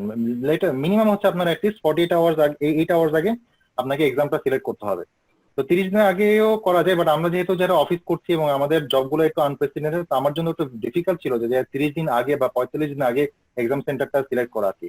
তো আমি যেটা করেছি যে আমি যেটা আগে যেটা বললাম যে আমি আমার সেট করা বেঞ্চমার্কটাকে যখন আমি অ্যাচিভ করতে পারবো তখনই আমি এক্সাম সেন্টারটা আমি সিলেক্ট করবো। সো আমি যখন ওই বেঞ্চমার্ক গুলো যখন আমি অ্যাচিভ করেছি তখন আমার কাছে মনে হচ্ছে this is A right time. So আমি তার ঠিক 10 দিন পরে আমি এক্সাম সেন্টারের সিলেকশনটা দিয়েছিলাম। তো এটা ইন্ডিভিজুয়াল স্ট্র্যাটেজি। কেউ ইচ্ছা করলে এটা 30 দিন আগেও করতে পারেন যদি আপনি মনে করেন যে না আমি ওই 30তম দিনেই আমি পরীক্ষাটা দিতে পারবো ডিসপাইট মাই আদার অফিসিয়াল আদার ফ্যামিলি কমিটমেন্ট সবকিছু মাথায় রেখে। সেটাও একটা জিনিস ঠিক আছে। আবার কেউ যদি মনে করে যে না আমি আমার বেঞ্চমার্ক গুলোকে আগে অ্যাচিভ করি তারপরে এক্সাম সেন্টারটা সিলেক্ট করব, সেটাও আপনি করতে পারেন। এইটা ইন্ডিভিজুয়াল স্ট্র্যাটেজি আর কি। আচ্ছা, ঠিক আছে। পরীক্ষা দেওয়ার আগে লাস্ট 2 দিন হচ্ছে যে অ্যাবসলুট ডেডিকেশন আমার ছিল ফর স্লিপিং, ঘুমানো। মানে আমি চেষ্টা করছি যত বেশি ঘুমানো। আমি জাস্ট আমার শর্ট নোটস যেটা ছিল ওই শর্ট নোটসটা ছাড়া আমি বই লাস্ট 2 দিন খুলি নেই। আমার কাছে মনে হয়েছে যে ঘুমানো, আমার ফ্যামিলিকে টাইম দেওয়া, দরকার হলে আমি একটু কম্পিউটারে গেম খেলবো, দরকার হলে বাইরে যেয়ে একটু ঘুরবো, বাট আমি কোনো পিএম বুক বা রিটার কোনো বই খুলবো না। দিস ওয়াজ মাই মানে I was adamant on this. এটা কেন বলছি, কারণ হচ্ছে যে আমার কাছে মনে হয়েছিল যে ওই পরীক্ষার যে স্ট্রেস এটা ওই 2 দিন আগে থেকে আস্তে আস্তে বিল্ড আপ হওয়া শুরু করে। আমার মধ্যে এটা শুরু করে আর কি, যে কোনো পরীক্ষা দেওয়ার আগে। তো আমার কাছে মনে হয়েছে যে ওইটাকে যতটুকু মিটিগেট করা বা একটা সাপ্রেস রাখার জন্য বেস্ট হচ্ছে যে ঘুমানো, গেম খেলা, বা ধরেন একটু নিচে একটু স্পোর্টস খেলা, বা বাচ্চাকে নিয়ে একটু নিচে হেঁটে আসা বা বেড়ায় আসা। তো আমি basically I went for that strategy আর কি। হ্যাঁ, সো দ্যাট মানে বটম লাইন হচ্ছে যে to bring peace in mind. নামাজ পড়া, কোরআন পড়া সেটাও করতে পারে, but at the end of the day bottom লাইনটা হচ্ছে যে আপনার পরীক্ষার আগের দিনের থেকে যে স্ট্রেসটা যেটা ডেভেলপ হতে পারে সেটাকে মিটিট করার জন্য এমন কিছু করবেন যে which will bring peace in your mind. এখন এক্সামের ব্যাপারে আমি আসি, এক্সাম দিনের ব্যাপারে এখানে আমি আসি। এক্সামের ব্যাপারে যেটা আমি বললাম যে এক্সাম সেন্টারটা সিলেক্ট করার পরে পিএমআই একটা ইনস্ট্রাকশন হচ্ছে you should reach at least 30 minutes before of starting the exam. অর্থাৎ হচ্ছে আপনি যদি দুপুর 1:30টার সময় যদি পিয়ারসন্স ভিউতে যদি আপনি টাইমটা বুক করে থাকেন তাহলে অ্যাটলিস্ট আপনি দুপুর 1টার মধ্যে আপনাকে সেখানে পৌঁছাতে হবে। তো আমি যেটা করেছি, আমি ওখানে অ্যাটলিস্ট 45 মিনিটস এহেডে সময় রেখে আমি ওখানে 45 মিনিটস আহেডে যে I reach the exam centre. বসে থাকাটা ফয়েজ ভাই যেটা বলছে একটু boring, but still it is safe যে আগে একটু যে ওখানে বসে থাকা। তো ওইখানে বসে থাকার পরে এখানে আপনার কিছু সাইনিং, কিছু প্রসিডিউর আছে। আমার ব্যাপারে একটু সমস্যা হয়েছিল যে আমি যখন পৌঁছেছিলাম আমার এক্সামটা শুরু হওয়ার সময় আমার test centre could not connect with the Pearson view. তো এখানে প্রথমে তারা আমাকে বলেছিল যে একটু দেরি হবে, কারণ তারা আমাকে এক্সপ্লেন করেছিল what was the reason, but কতক্ষণ দেরি হবে এটা তারা বলেনি। বলেছিল যে তারা চেষ্টা করবে যত দ্রুত সম্ভব তারা এটা করতে পারবে, তারা এটা সলভ করবে। তো আলটিমেটলি আমার এক্সামটা শুরু হওয়ার কথা ছিল দুপুর 1:30টায়, বাট এক্সামটা শুরু হয়েছিল দুপুর 2:30টায়। So there was an 1 hour delay. এই 1 আওয়ার ডিলেটা বসে থাকাটা ওয়াজ এ ডিফিকাল্ট। আমার কাছে মনে হচ্ছিল যে এক একটা মিনিট এক একটা ঘন্টার মতো, এক একটা দিনের মতো, যে কখন শুরু হবে। তো নার্ভাসনেস, টেনশনটা তখন একটু ছিলই। তো এইগুলো মিলে তখন একটু টেন্স একটু এতে ছিলাম আর কি। But ultimately the problem was solved and I could start the exam. আচ্ছা, সাইনিং এর সময় এখানে একটা করোনার জন্য আপনারা অবশ্যই ফেস মাস্ক ক্যারি করবেন। Face mask is mandatory. হ্যাঁ, এবং আপনারা ওখানে যে সমস্ত প্রসিডিউর যেগুলো আছে সেটার জন্য তো আপনার পাসপোর্টটা, যদিও পিএমআই এটাকে ম্যান্ডেটরি বলে না, পিএমআই বলে হচ্ছে যে কোনো একটা আপনার গভর্নমেন্ট ইস্যুর আইডি কার্ড নিয়ে যেতে। বাট বাংলাদেশের ক্ষেত্রে আপনি অবশ্যই আপনার পাসপোর্টটা নিয়ে যাবেন, তারা ন্যাশনাল আইডিটাকে একসেপ্ট করে না। মানে পিয়ারসন না, আমি যে টেস্ট সেন্টারে যেখানে অ্যাপ্লাই করেছি তারা ন্যাশনাল আইডি কে তারা দেখতে চায়নি, তারা পাসপোর্টটাই দেখতে চেয়েছে। তো আপনারা আপনাদের অন্যান্য আইডি যদি সাথে নিয়েও যান দ্যাট ইজ ফাইন, বাট সাথে পাসপোর্টটা অবশ্যই সাথে রাখবেন। আচ্ছা, এক্সামের ব্যাপারে, এক্সামটা যখন শুরু হওয়ার সময় আপনাকে তারা একটা পেন এবং তারা আপনাকে একটা মার্কার ড্র করার মধ্যে একটা বোর্ড দিয়ে দেবে। কোনো কাগজ কলম তারা দেবে না। আপনার যে পাই সেন্টার আমি যেখানে ছিলাম সেখানে আপনার 6টা কিউবিকল ছিল, উপরে ওয়েব ক্যাম, এবং এই এনভায়রনমেন্টের মাঝখানে আমাকে পরীক্ষাটা দিতে হয়েছিল। পাশের রুমে একজন প্রক্টর ছিল, একজন মহিলা। So she was keeping me in her watch continuously, পুরো 4 ঘন্টায় সে আমাকে তার ওয়াচের মধ্যে সে আমার রেখেছিল। এখানে এখানে পিএনপি এক্সামটা যখন শুরু হয়েছে কি কি মানে প্রশ্নটা কিরকম ছিল সেটা বলার আগে এখানে একটা একটা একটা স্ট্র্যাটেজি একটু বলে রাখি, যেটা আমি প্র্যাকটিস করেছি। সেটা হচ্ছে পিএনপি এক্সাম শুরু হওয়ার সময় আপনার প্রথম 10 মিনিট একটা তারা কিছু আপনার কিছু জেনারেল কিছু নেচারের কিছু ইনস্ট্রাকশন তারা আপনাকে আপনাকে বলে, এবং আপনার নেক্সট নেক্সট করে আপনাকে নেক্সট করে নেক্সট স্ক্রিনে আপনার যেতে হয়। এটা টোটাল অ্যালটেড টাইম হচ্ছে 10 মিনিট। আপনি এটা চাইলে 2 মিনিটে শেষ করতে ফেলতে পারেন, কারণ ওইখানে যে ইনস্ট্রাকশন গুলো আছে সেগুলো আপনি আগে থেকে অলরেডি জানেন, এগুলো আমরা মোটামুটি সবই জানি। সে যেটা করে সে হচ্ছে যে পরীক্ষা যে কি নিয়মাবলী, কোনটা পরে কোনটা ক্লিক করবেন, এই সংক্রান্ত কিছু কিছু বেসিক কিছু ইনস্ট্রাকশন সে কিছু দেয়। আমি একটু ইন্টারভিউ করি, হ্যাঁ একটু দাঁড়াই এখানে, কারণ এখানে কিছু জিনিস আমি একটু শেয়ার করি। প্রথম কথা হচ্ছে তুমি যখন এক্সাম সেন্টারে ঢুকছো তোমাকে কি তারা নোটপ্যাড দিয়েছে? হ্যাঁ, একটা নোটপ্যাড পেন। হ্যাঁ, এটা কাগজ কলম মতো টাইপ কিছু একটা নাকি? নোটপ্যাড মানে কি বলতেছো, কাগজ? হ্যাঁ, এটা কাগজ, একটা মার্কার আর নোটপ্যাড আর কি। আচ্ছা সাবির আরেকটা জিনিস এখানে, আরেকটা জিনিস ক্লিয়ার করি। সেটা হচ্ছে যে তুমি পাসপোর্টের কথা বলছো, আমার যতখানি মনে পড়তেছে আমাদের এখানে এক ভাইয়া, আমার ঠিক মনে নাই নামটা, কে যেন, সে ওই সবগুলা ইয়েতে সেন্টারে ফোন দিছিল এবং তারা বলছিল যে এটা আমরা গত সেশনে আমরা এটা কনফার্ম করছিলাম, গত সেশনের আগের সেশনে স্মার্ট কার্ড যেটা আছে, ভোটার আইডির মধ্যে দুটো ভাগ আছে, একটা হচ্ছে স্মার্ট আইডি কার্ড আর একটা হচ্ছে আমাদের নর্মাল যে কার্ডটা আছে। তো সে সমস্ত, আমি ওকে দায়িত্বটা দিয়েছিলাম, সে দায়িত্বটা নিজে থেকেই নিচ্ছিল আর কি, আমার ঠিক নামটা মনে নাই, ইশতিয়াক নাকি যেন। তো সে সবাইকে ফোন দিছিল এবং সমস্ত সেন্টার থেকে তাকে বলছে যে স্মার্ট যদি কার্ডটা থাকে, চিপ এনাবেল যে কার্ডটা আছে, ওটা পাসপোর্টের অল্টারনেটিভ হিসেবে তারা এটা নিতে পারবে, এটা তারা দেখবে, কিন্তু সঙ্গে আরেকটা ফটো আইডি চাইছে, আরেকটা ফটো আইডি সে নিয়ে যেতে হবে। তো যাদের পাসপোর্টের ইস্যু আছে, এখানে কয়েকজনের মনে হয় পাসপোর্টের ইস্যু আছে, এই ইয়ের কারণে পাসপোর্ট বের করতে পারতেছেন না, যতক্ষণ আমার মনে পড়ে আমাকে 2-3 জন এরকম বলছিল যে ভাই আমার তো পাসপোর্ট আটকায় আছে, আমি তো এটা রিনিউ করতে পারতেছি না। তো যাদের পাসপোর্টের ইস্যু আছে তারা ওই যেটা সাফির ভাই বলছে, আপনারা যাবেন সেন্টারে গিয়ে, অথবা ফোনে সবচেয়ে বেস্ট সেন্টারে যাওয়া, সেন্টারে গিয়ে বলা যে আমার এই ইস্যু রেজ করছে, আমার পাসপোর্টের এই সমস্যা আছে, আমি এই কার্ডে পরীক্ষা দিতে পারবো কিনা, এবং এটা একদম মানে ওইখানে যারা ম্যানেজার লেভেলে যারা আছে ওদের সঙ্গে এটা নিশ্চিত হয়ে নেওয়া। এখানে আরেকটা জিনিস শেয়ার করি, এটাও আপনাদের কাজে লাগতে পারে। সেটা হচ্ছে যে আমাদের এক ভাই কানাডায় চলে গেছেন উনি, তো ওনার পাসপোর্টের কি একটা ওই ভিসার জন্য জমা দিছিলেন, হ্যাঁ ভিসার জন্য জমা দিছিলেন, তো ভিসা পেতে দেরি হচ্ছিল, পাসপোর্টটা আটকায় গেছিল এমবাসিতে। এর মধ্যে আমার পরীক্ষার সময় চলে আসছে ওনার। তো উনি তখন যেটা করছিলেন আর কি, যে আমাদের সঙ্গে পরামর্শ করেই আগাইছিলেন, ভিসা সেন্টার থেকে উনি একটা ইমেইল নিয়ে আসছিলেন যে ওনার কবে পাসপোর্টটা ডেলিভারি দেয়া হবে। তো তখন ওই ভিসা সেন্টার থেকে সাপোর্টটা সে নিয়ে ওই মেইলটা প্রিন্ট করে ওইটা নিয়ে গেছিল। তখন ট্রিপল-এতে পরীক্ষা হতো, তো ট্রিপল-এ এটা অ্যাকসেপ্ট করছে, ওই পাসপোর্ট না দেখে শুধুমাত্র মেইলটার উপর ভিত্তি করে ওনাকে পরীক্ষা দিতে দিচ্ছে। এই পার্সোনাল ইস্যুগুলো আপনারা নিজে থেকে একটু সলভ করার চেষ্টা করবেন, যাদের এই ধরনের আইডি রিলেটেড ইস্যু যেগুলো আছে। ওকে সাবির ভাই, এখানে একটা জিনিস একটু শেয়ার করি, যে আপনার স্মার্ট আইডিতে আপনার যে সিগনেচারটা আছে, এই সিগনেচারটা যেন আপনি যে ডিজিটাল প্যাডে যখন সাইন করবেন, আপনি যদি পাসপোর্ট না নিয়ে থাকেন, এই সিগনেচারটা যেন সেম থাকে। কারণ ওরা যখন আমার পাসপোর্টটা যখন চেক করেছিল, তখন ডিজিটাল প্যাডে আমার সিগনেচারের সাথে পাসপোর্টের সিগনেচারে সে মিলিয়ে দেখেছিল। তো এটা একটু চেক করে নেন। ও আচ্ছা আচ্ছা, সুজন কিছু বলবা নাকি? সুজন, আমি আর কি সবার সাথে যোগাযোগ করছিলাম। ও সুজন তুমি না? আচ্ছা আচ্ছা, ভেরি গুড ভেরি গুড, আমি নামটা বলি, সরি ভাইয়া। ওই মেন্টরস যে ছিল সে বলেছিল যে ওই চিপ ইনাবল যে এনআইডিটা আছে সেটা অ্যাক্সেস করবে। তারপরে গুলশান একে এমিনেন্স নামে সম্ভবত একটা আছে, তারাও বলেছিল যে ওটা করবে। পাই ইন্টারন্যাশনালকে ফোন করেছিল ওই সময়, তখন তারা বলেছিল যে পিয়ারসন ভিউ যদি অ্যাকসেপ্ট করে তাহলে তারা করবে। তারা আমাকে সম্ভবত রিসেপশনিস্ট বা কাস্টমার কেয়ারে কেউ একজন ফোন রিসিভ করছিল, তো সে আমাকে কনক্রিট ইনফরমেশন দিতে পারে না পাইয়েরটা, মানে যেটাতে সাফির ভাই বনানীতে এক্সাম দিয়েছে। ও আচ্ছা আচ্ছা, আমি সাফির ভাই যে পোস্টটা সেদিন দিয়েছিল ওই গ্রুপে আমাদের, হ্যাঁ, তো ওইখানে উনি যখন বললেন যে আমাকে প্রথমে পাসপোর্টে দেখাতে হয়েছে ওয়েবক্যামে, এগুলো যখন বললেন, আমি সাথে সাথে পাই ইন্টারন্যাশনালকে আবার ফোন করি যে আপনারা কি পাসপোর্ট ছাড়া যদি গভর্নমেন্ট ইস্যুড এনআইডি অ্যাকসেপ্ট করেন কিনা। তো তারা আবার একই কথা আমাকে বললো যে এটা আমাদের কোনো ইস্যু না, এটা যদি পিয়ারসন ভিউ অ্যাকসেপ্ট করে তাহলে থাকবে। আপনি যদি পিয়ারসন ভিউ থেকে কোনো ম্যাটেরিয়াল নিয়ে আসতে পারেন, অথবা তাদের কোনো কনফার্মেশন যদি আপনি পেয়ে থাকেন যে হ্যাঁ বাংলাদেশের এনআইডি তারা অ্যাকসেপ্ট করে, তাহলে আমাদের কোনো অসুবিধা নেই।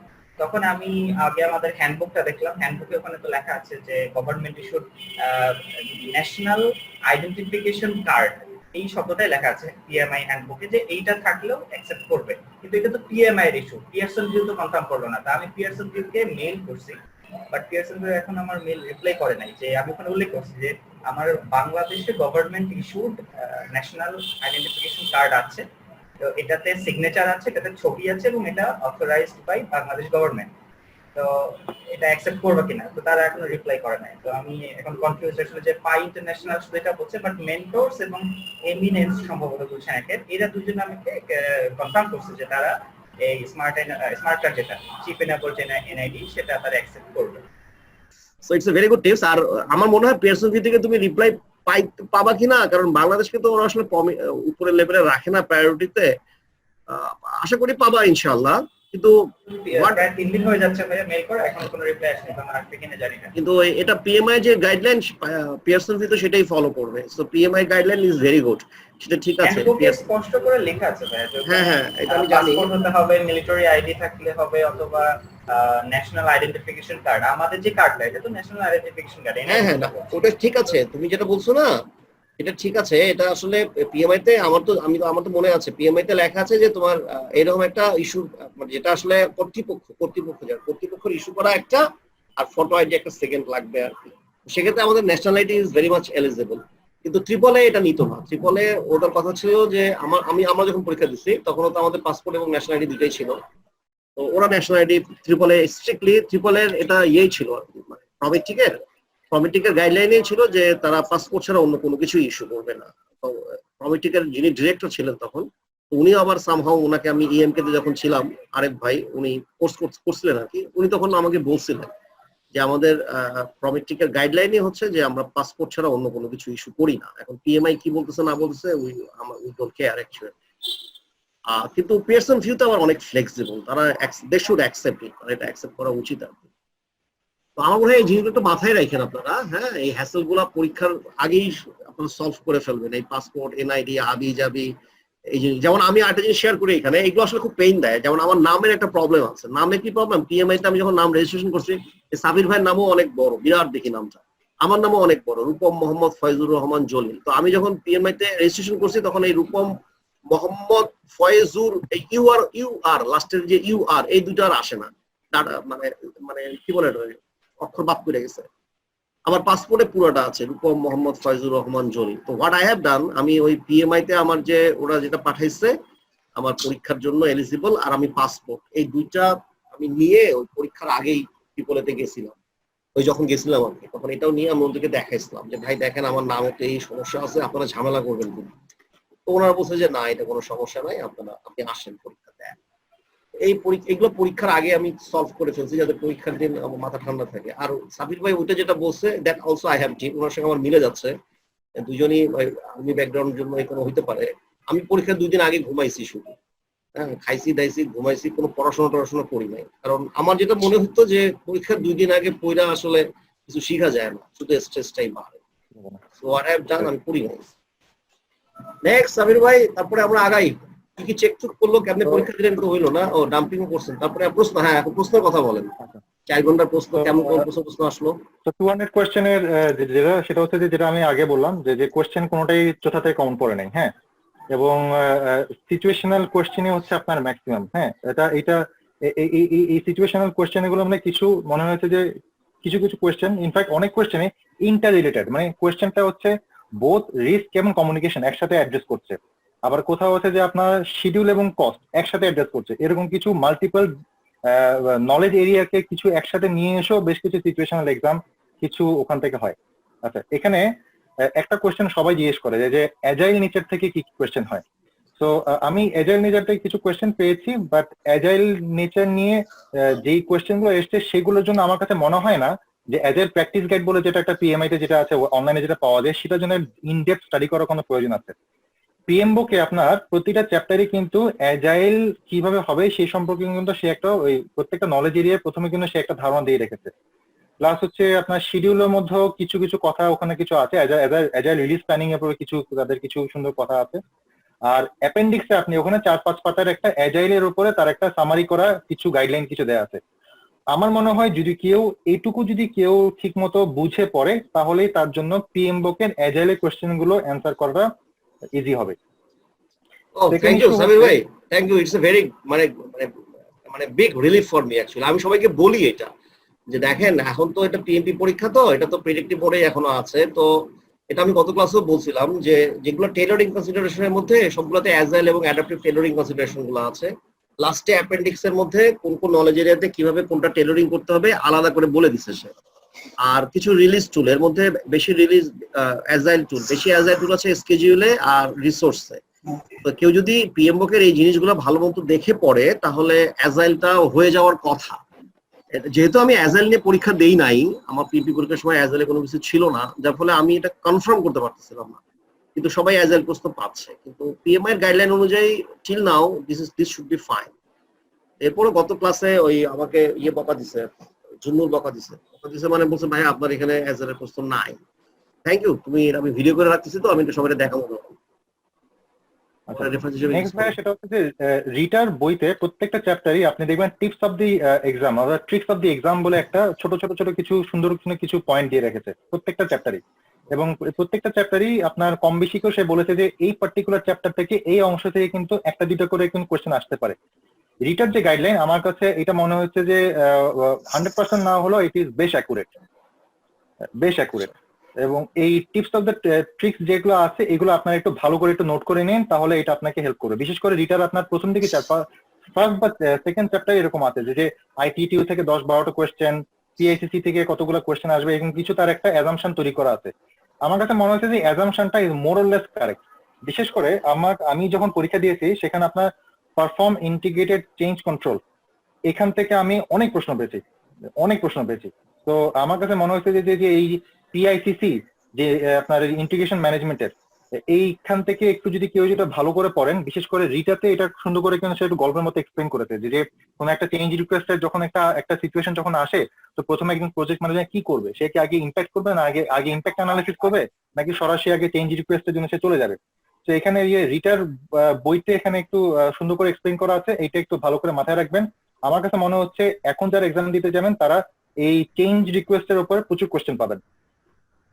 সেকেন্ড ইস্যু হচ্ছে যে আপনার integration management as knowledge area হিসেবে ইট ইজ ভেরি ইম্পর্টেন্ট। এবং আমার কাছে মনে হয়েছে যে 200টার মধ্যে প্রায় এখানে 60-70টা কোয়েশ্চেন এখান থেকে আসছে আমার কাছে মনে হয়েছে। বিকজ এখানে আপনার যে পিআইসিসি একটা আছে, সেকেন্ড হচ্ছে ক্লোজ প্রজেক্ট অর ফেজ, এটা আরেকটা আছে। ক্লোজ প্রজেক্ট অর ফেজ থেকে প্রায় 12-13টা কোয়েশ্চেন আসে। তো এখান থেকে মনে হয় আপনার যে ইন্টিগ্রেশন ম্যানেজমেন্টটা একটু ভালো করে একটু প্রিপারেশন নেবেন। এবং এটার জন্য আপনি যেটা করবেন সেটা হচ্ছে যে এটার সাথে আপনার রিটাতে আপনার চ্যাপ্টার 3 এবং চ্যাপ্টার 4 এই দুইটা চ্যাপ্টার একটু ভালো করে পড়বেন। চ্যাপ্টার 4টা ইন্টিগ্রেশন ম্যানেজমেন্ট, বাট চ্যাপ্টার 3টা হচ্ছে প্রজেক্ট ম্যানেজমেন্ট প্রসেস। ওইটা ইন্টিগ্রেশন ম্যানেজমেন্ট বলে না, বাট ওইখানের মধ্যে আপনার রিটার চার্ট থেকে শুরু করে বেশ কিছু সুন্দর কিছু ওখানে আপনার কথা বলা আছে। এই দুইটা চ্যাপ্টার একটু ভালো করে পড়বেন। আমি ইনফ্যাক্ট এটা ভালো করে পড়ে আমি এখান থেকে মনে হচ্ছে যে এখান থেকে আমি অনেক কনসেপ্ট আমার এখান থেকে ক্লিয়ার হয়েছে এখান থেকে। আচ্ছা, চ্যাপ্টার 3 এবং চ্যাপ্টার 4 তুমি একটু ভালো করে ফোকাস করতে বলতেছো, তাই তো? জি ভাই, এই যে রিটার। ঠিক আছে, থ্যাংক ইউ। নেক্সট ইস্যু হচ্ছে যে ভাই ইনিশিয়েটিং প্রসেসে আপনাদের মাথায় রাখবেন, ইনিশিয়েটিং প্রসেসটা যদিও শুরু হয় ডেভেলপ প্রজেক্ট চার্টার থেকে, বাট এখানে কিন্তু আপনার বেশ কিছু কোয়েশ্চেন আসবে যেগুলো বিজনেস কেস বা বেনিফিট ম্যানেজমেন্ট বা হচ্ছে যে আপনার আরো আগে অর্গানাইজেশন প্রসেস ম্যানেজমেন্ট, তারপর হচ্ছে পোর্টফোলিও, এখান থেকে বেশ কিছু যেগুলো হচ্ছে আপনার পিএম বুকের ফার্স্ট, সেকেন্ড, থার্ড চ্যাপ্টারে কভার করেছে। So first, second, third chapter থেকে কিন্তু কিছু কোয়েশ্চেন আসবে which will be part of the initiating process group. এটা একটু মাথায় রাখবেন। মানে এমন না যে আপনি আপনার প্রশ্নের জন্য শুধুমাত্র ইন্টিগ্রেশন ম্যানেজমেন্ট করবেন তা না, এর আগে যে পিএম বুকে যে প্রথম 3টা চ্যাপ্টার আছে সেই প্রথম 3টা চ্যাপ্টার থেকে কোয়েশ্চেন কিন্তু আসবে, আমার সময় এসেছে। তো এটা আমি এটা করি, এটা হচ্ছে এটা উই কল ইট ফ্রেমওয়ার্ক। হ্যাঁ, এটাকে ফ্রেমওয়ার্ক বলি আমরা, 1 2 3। এটা কেউ কিন্তু কনফিউজ হয়ে না, এটা কিন্তু ফ্রেমওয়ার্কের মধ্যে আছে। Chapter 1 to 3 is under framework and framework is part of the initiating process group. Initiating process থেকে পিএম বুকের এখন ডিক্লেয়ার হচ্ছে 26টা প্রশ্ন আসবে। 2টা প্রসেস আছে, চার্টার ডেভেলপ করা আর আইডেন্টিফাই স্টেকহোল্ডার্স, প্লাস 1 2 3। 1 2 3 মধ্যে মূলত যেটা সাফির ভাই বললেন যে আমাদের বিভিন্ন ধরনের যে ডেফিনেশন গুলো আছে, প্রোগ্রাম পোর্টফোলিও ডেফিনেশন আছে, প্লাস আমাদের বিজনেস কেস, আরওআই, এনপিভি, এই ধরনের জিনিসগুলো আছে, এগুলো কভার করছে। আর role of project manager, matrix কনসেপ্টে পিএম এর কাজ কি, এই জিনিস ফ্রেমওয়ার্ক। তো অবশ্যই এখান থেকে প্রশ্ন আসবে ইনশাআল্লাহ। হ্যাঁ, তারপরে নেক্সট সাবির ভাই। নেক্সট হচ্ছে আমি আরেকটা জিনিস, এটা আমার পার্সোনাল স্ট্র্যাটেজি ছিল, এটা আমি রিটাতে দেখছি মাথায় ছিল, সেটা হচ্ছে যে আমি আপনার এই যে ফরওয়ার্ড পাস এবং ব্যাক পাসের উপরে প্রশ্ন আসে। তো আমি আসে না? প্রথম যখন ফরওয়ার্ড পাস ব্যাক পাস মেথডে যখন প্রশ্ন যখন আসছে, আমি যেটা করছি আমি এটা ফুল ড্র করেছি, ফরওয়ার্ড ব্যাক পাস মেথড ফুল ড্র করেছি। যদিও আমি যখন প্রশ্নটা পাই, প্রশ্নের এটা আমি একটু মাথা খাটালেই আমি এটা I could have solve, but আমি এটা যেহেতু আমার মাথায় একটু ছিল, তো আমি এটা পুরোটা forward pass back pass method draw করেছি, একটু সময় লেগেছে। বাট লাভটা যেটা হয়েছে যে পরে কিন্তু আমি ঠিক ওই একই ফরওয়ার্ড পাস ব্যাক পাস মেথডের উপরে কিন্তু অন্যরকম কোয়েশ্চেন পেয়েছি।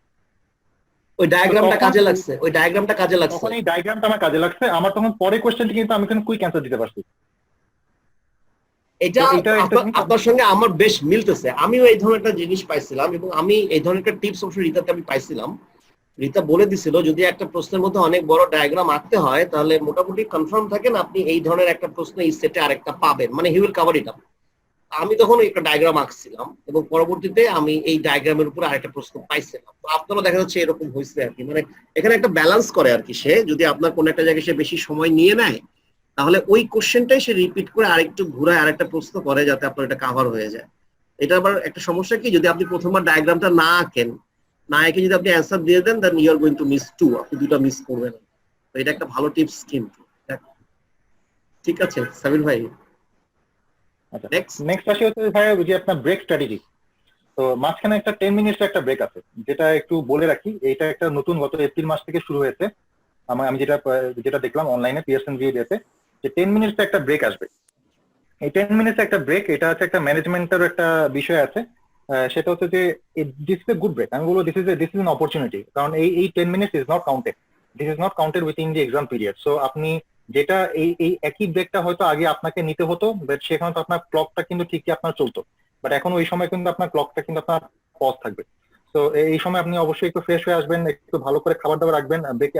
যখন আপনি যাবেন অবশ্যই বিস্কিট, পানি, স্যান্ডউইচ এগুলো আপনি সাথে রাখবেন। এগুলো তো অবশ্যই লকারে রাখতে হয় বাইরে। তো বাইরে থেকে যে আপনি এগুলো খেটে এসে ফ্রেশ হয়ে দেখেন again you can reappear the exam. যারা আছেন এখানে তারা সেন্টারের সঙ্গে পরীক্ষা দেওয়ার সময় কনফার্ম হয়ে নিয়েন যে 10 মিনিটের ব্রেকটা একটা আছে, শিডিউল ব্রেক। 10 মিনিটের ব্রেকে যেটা আছে আমি ক্লিয়ার করি, 10 মিনিটের ব্রেকের যেটা আছে এটাতে আপনার 4 ঘন্টার বাইরের ব্রেক, এখানে আপনার 4 ঘন্টার সময় যাবে না। তো আপনি যখন 10 মিনিটের ব্রেকের আগের প্রশ্নগুলো 10 মিনিটের পরের, তাই না সাফিক? তুমি তো তাই মনে হয়েছে না 10 মিনিট ব্রেক? হ্যাঁ, আমি ওই জিনিসটা হাইলাইট করতে যাচ্ছি আর কি, যে আচ্ছা, বলো। ব্রেকটা কিন্তু যখন সে ব্রেকটার যখন সময় আসবে ওই সিস্টেমই আপনাকে তখন বলবে যে এখন আমরা 10 মিনিট ব্রেকে যাব, তার আগে তুমি রিভিউ করতে চাও কি না। সো আপনি তো অবশ্যই রিভিউ করতে চাবেন, কারণ আপনার তো এর মধ্যে বেশ কিছু আপনার ফ্ল্যাগ কিছু কোয়েশ্চেন থাকবে। সো রিভিউ আপনি করার জন্য সে সময় দেবে, আপনি সময় নেন, বাট ওই রিভিউ করার টাইমটা কিন্তু আপনার পরীক্ষার সময়ের মধ্যে কিন্তু কাউন্ট হচ্ছে, এটা তো মাথায় রাখেন। সো ওই রিভিউ করার সময় কিন্তু আবার বেশি সময় নেওয়া কিন্তু যাবে না। তা আমি যখন আমার ব্রেকটা শুরু হয়েছিল পারহ্যাপস 89 বা 90th কোয়েশ্চেনে, যে আমার হঠাৎ করে সিস্টেম পপ আপ করলো উইথ অ্যান ইনস্ট্রাকশন যে now the system will be pause for 10 minutes, so and so so and so and so, if you wish to review you can review the questions which have already appeared. তো সেই রিভিউর যতগুলো আমার question ছিল সবগুলো আমার তখন স্ক্রিনে চলে আসলো। তো ওখানে আমার যেগুলো ফ্ল্যাগ যেগুলো ছিল তখন আমি সেগুলো একটা একটা করে তখন আমি আবার রিভিউ করলাম। বেশি সময় নেইনি, বাট আমার কাছে মনে হচ্ছে যে ওই রিভিউটা করাতে আমার একটু লাভ হয়েছে, কারণ ওখানে আবার বলে দিয়েছে যে if I review once and if I go for the break I will not be able to review those questions again. তো এখানে একটা জিনিস, সো ওই রিভিউ গুলো করার পরে তারপরে then I went for break, but review টাইমটা কিন্তু আপনার পরীক্ষার সময়ের মধ্যে কাউন্টেড, এটা একটু মাথায় রাখতে হবে। আচ্ছা, তুমি আরেকটা জিনিস বলো তো, যে সেটা হচ্ছে তুমি যখন ব্রেকের জন্য বের হলা তোকে এখন ডকুমেন্টে সাইন টাইন করে বের হইতে হচ্ছে? কারণ আমি একটু বলি, আমাদের সময় যে ব্রেকটা ছিল আমরা ডকুমেন্টে সাইন করে আমাদের, আমি তোমাকে ধরাই দেই তাহলে তুমি হয়তো তোমার মনে পড়বে, যে আমরা যেটা আমাদের সময় যেটা পরীক্ষা হতো, আমরা যে ব্যাগ ট্যাগ গুলো ছিল ওই ব্যাগ গুলো আমরা একটা সাইডে রাখতে হতো, খাবার আরেকখানে রাখতে হতো। তো খাবার এবং ব্যাগ একসাথে রাখা যেত না, মানে ব্যাগের মধ্যে ধরে নিতাম ম্যাটেরিয়াল আছে আর খাবারের মধ্যে কোনো কিছু নাই। এরপরে আমরা যখন বের হতাম একটা ডকুমেন্টে সাইন করতে হতো, সাইন করে তারপরে খাবারটা নিয়ে আমাকে আরেকটা রুমে যেতে হতো এবং সেই রুমে খাওয়া দাওয়া করে, ওটার সঙ্গে বাথরুম অ্যাটাচ ছিল, বাথরুম খাওয়া দাওয়া সেরে আবার আসার সময় আবার আমাকে সাইন করতে হতো, তারপরে আমি সিটে বসতাম। তো তোমাদের কি এই ধরনের এক্সপেরিয়েন্স নাকি একটু ডিফারেন্ট? পরীক্ষাটা শুরু হওয়ার সময় এক্সামের যে কম্পার্টমেন্ট যেটা আছে সেই কম্পার্টমেন্টের বাইরে বাইরে আপনার লকার আছে, সেই লকারের মধ্যে আমাকে আমার ব্যাগ আমার খাবার যাই আছে সবগুলো ওই একটা ওই লকারের মধ্যে I have to keep inside, এবং চাবি লক করে সেই চাবিটা আমার কাছে ছিল। আচ্ছা, যখন আমি ব্রেকে গিয়েছি তখন হচ্ছে সে আমি ওই লকার থেকে খুলে তখন আমি ওখান থেকে আমার ব্যাগ থেকে যা যা লাগে সেগুলো নিয়ে তখন ওইখানে আমাদের ছোট একটা এরিয়া আছে, ওই এরিয়ার মধ্যে খাওয়া দাওয়া বাজে একবার, সাথে টয়লেট আছে, টয়লেটের ফ্রেশ হয়ে again I have to enter the room. আচ্ছা, সো এই গেটে যখন লকার, আমি এই গেটে লকারের লকার কি, তাই তো? লগ ইন কি। আচ্ছা, আচ্ছা ব্রেকের ব্যাপারে হচ্ছে যে ব্রেকের যখন শুরু হয় সিস্টেম কিন্তু অটোমেটিক্যালি এটা শুরু হয় এবং সিস্টেমেই টাইমটা মেনটেন হয়। অর্থাৎ আমার ব্রেকটা আমি যখন শুরু করলাম তখনই কিন্তু ওখান থেকে কিন্তু সে 10 মিনিট থেকে কিন্তু সে কিন্তু আপনার এই যে বার্ন ডাউন চার্টের মতো করে কিন্তু সে কিন্তু আস্তে আস্তে আস্তে আস্তে সে কিন্তু সময়টা কমতে থাকে। তো এর মধ্যেই আমার ব্রেকটা নিয়ে এসে আবার আমাকে আবার হচ্ছে কিউবিকেলে এসে বসতে হবে। তারপরে নেক্সট তো লাস্ট এখানে এই জিনিসটা প্রক্টরে তো এই মোটামুটি লাস্ট হচ্ছে যেটা আমি যে বলছিলাম যেটা যে আপনার কোয়েশ্চেনের মধ্যে হচ্ছে যে আপনার সিচুয়েশনাল এক্সামগুলো, সিচুয়েশনাল কোয়েশ্চেন গুলোই বেশি থাকবে। ওই চৌথা কমন পড়ে নাই এবং চৌথা কমন পড়ার আশা করাটাও ঠিক হবে না। বাট আমি অ্যাটলিস্ট এটুকু বলতে চাই যে যে আপনারা যদি এই যে বইটার কনসেপ্টটা যদি আপনারা ঠিক মতো যদি ক্লিয়ার করেন, ইনশাল্লাহ আমি বলবো যে আপনারা অবশ্যই এটা কোয়ালিফাই করতে পারবেন। এবং আমি যে বেঞ্চমার্ক যেটা আমার জন্য সেট করেছি, নট নেসেসারিলি যে this is applicable for you, আপনি আপনার একটা নিজস্ব আপনার একটা বেঞ্চমার্ক আপনি নিজেই তৈরি করতে পারেন, যেটার জন্য যেটাতে আপনি কমফোর্টেবল থাকবেন। সেই কমফোর্টেবল বেঞ্চমার্ক রেখে আপনি যদি সেটাকে যদি ক্রস করতে পারেন এবং আপনি যদি সেটা যদি কনফিডেন্ট থাকেন, ইনশাল্লাহ ওয়াই নট, আপনিও ইনশাল্লাহ পাস করবেন আর কি। আচ্ছা শোনো সাফির, তুমি দাঁড়াও শেষ করে না, তুমি লাস্ট যে 20 মিনিটের স্ট্রেস সম্পর্কে আমাদেরকে একটু বলো। লাস্ট 20 মিনিটে তোমার কয়টা প্রশ্ন ছিল না ছিল?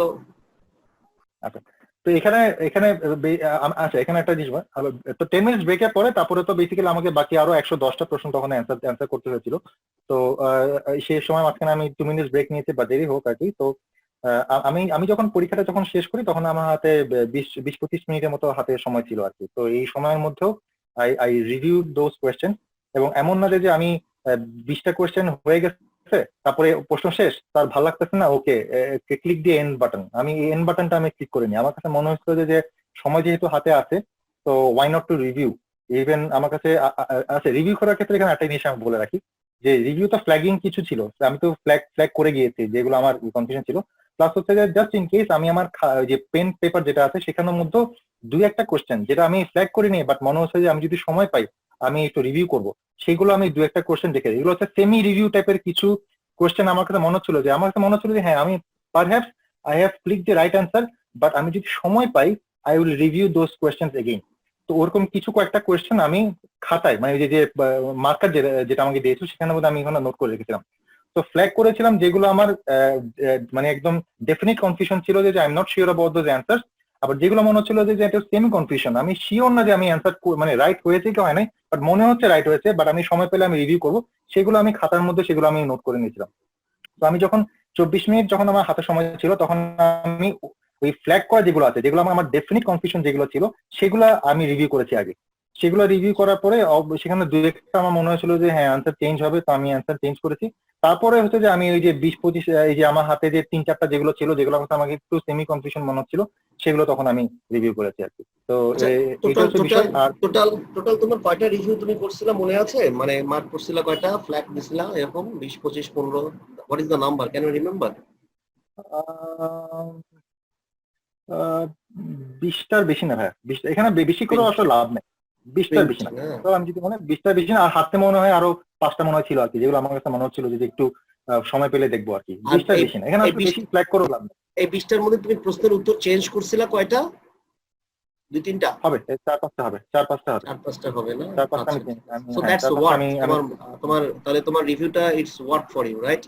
সাফির ভাই, আমি একটা জিনিস মানে কনফিউশন হচ্ছে এখানে না, একটা মিনিট ভাই, এই কোশ্চেনের ব্যাপারে বলে যে আমি ছিল না যে প্রথম 100টা রিভিউ আগেই করে ফেলতে হয়, এরকম কিছু কি ছিল?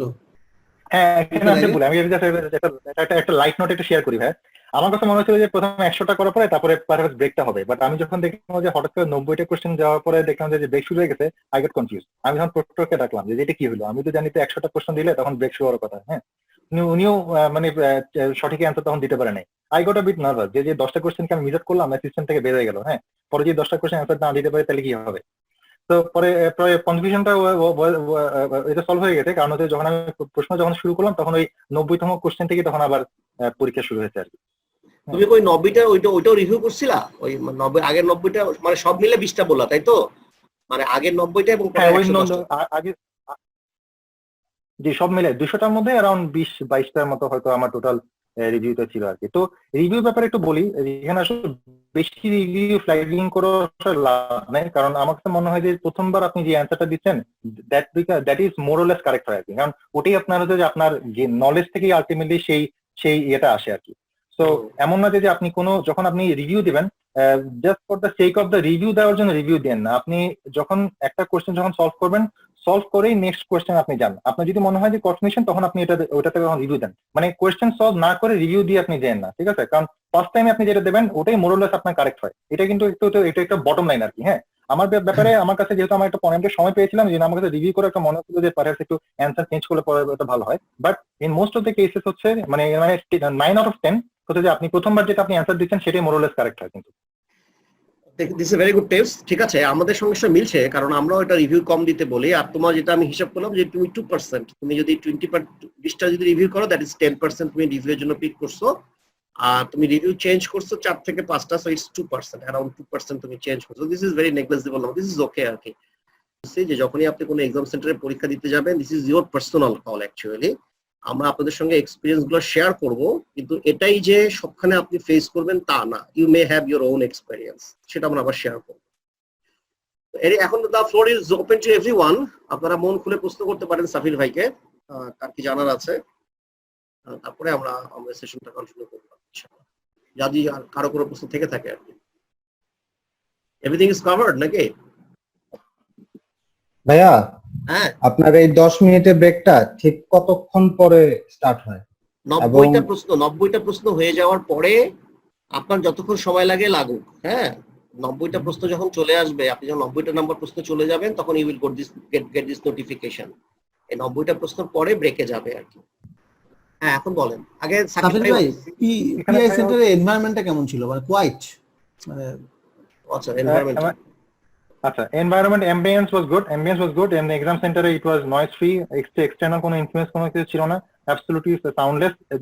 মানে আমি বলবো যে এক্সাম সেন্টারের this is perhaps the plus point আর কি, যেটা আমি বলবো যে বলতে upside apart from other issue আর কি। ভেরি গুড, তোমার এক্সাম সেন্টার ওয়াজ গুড।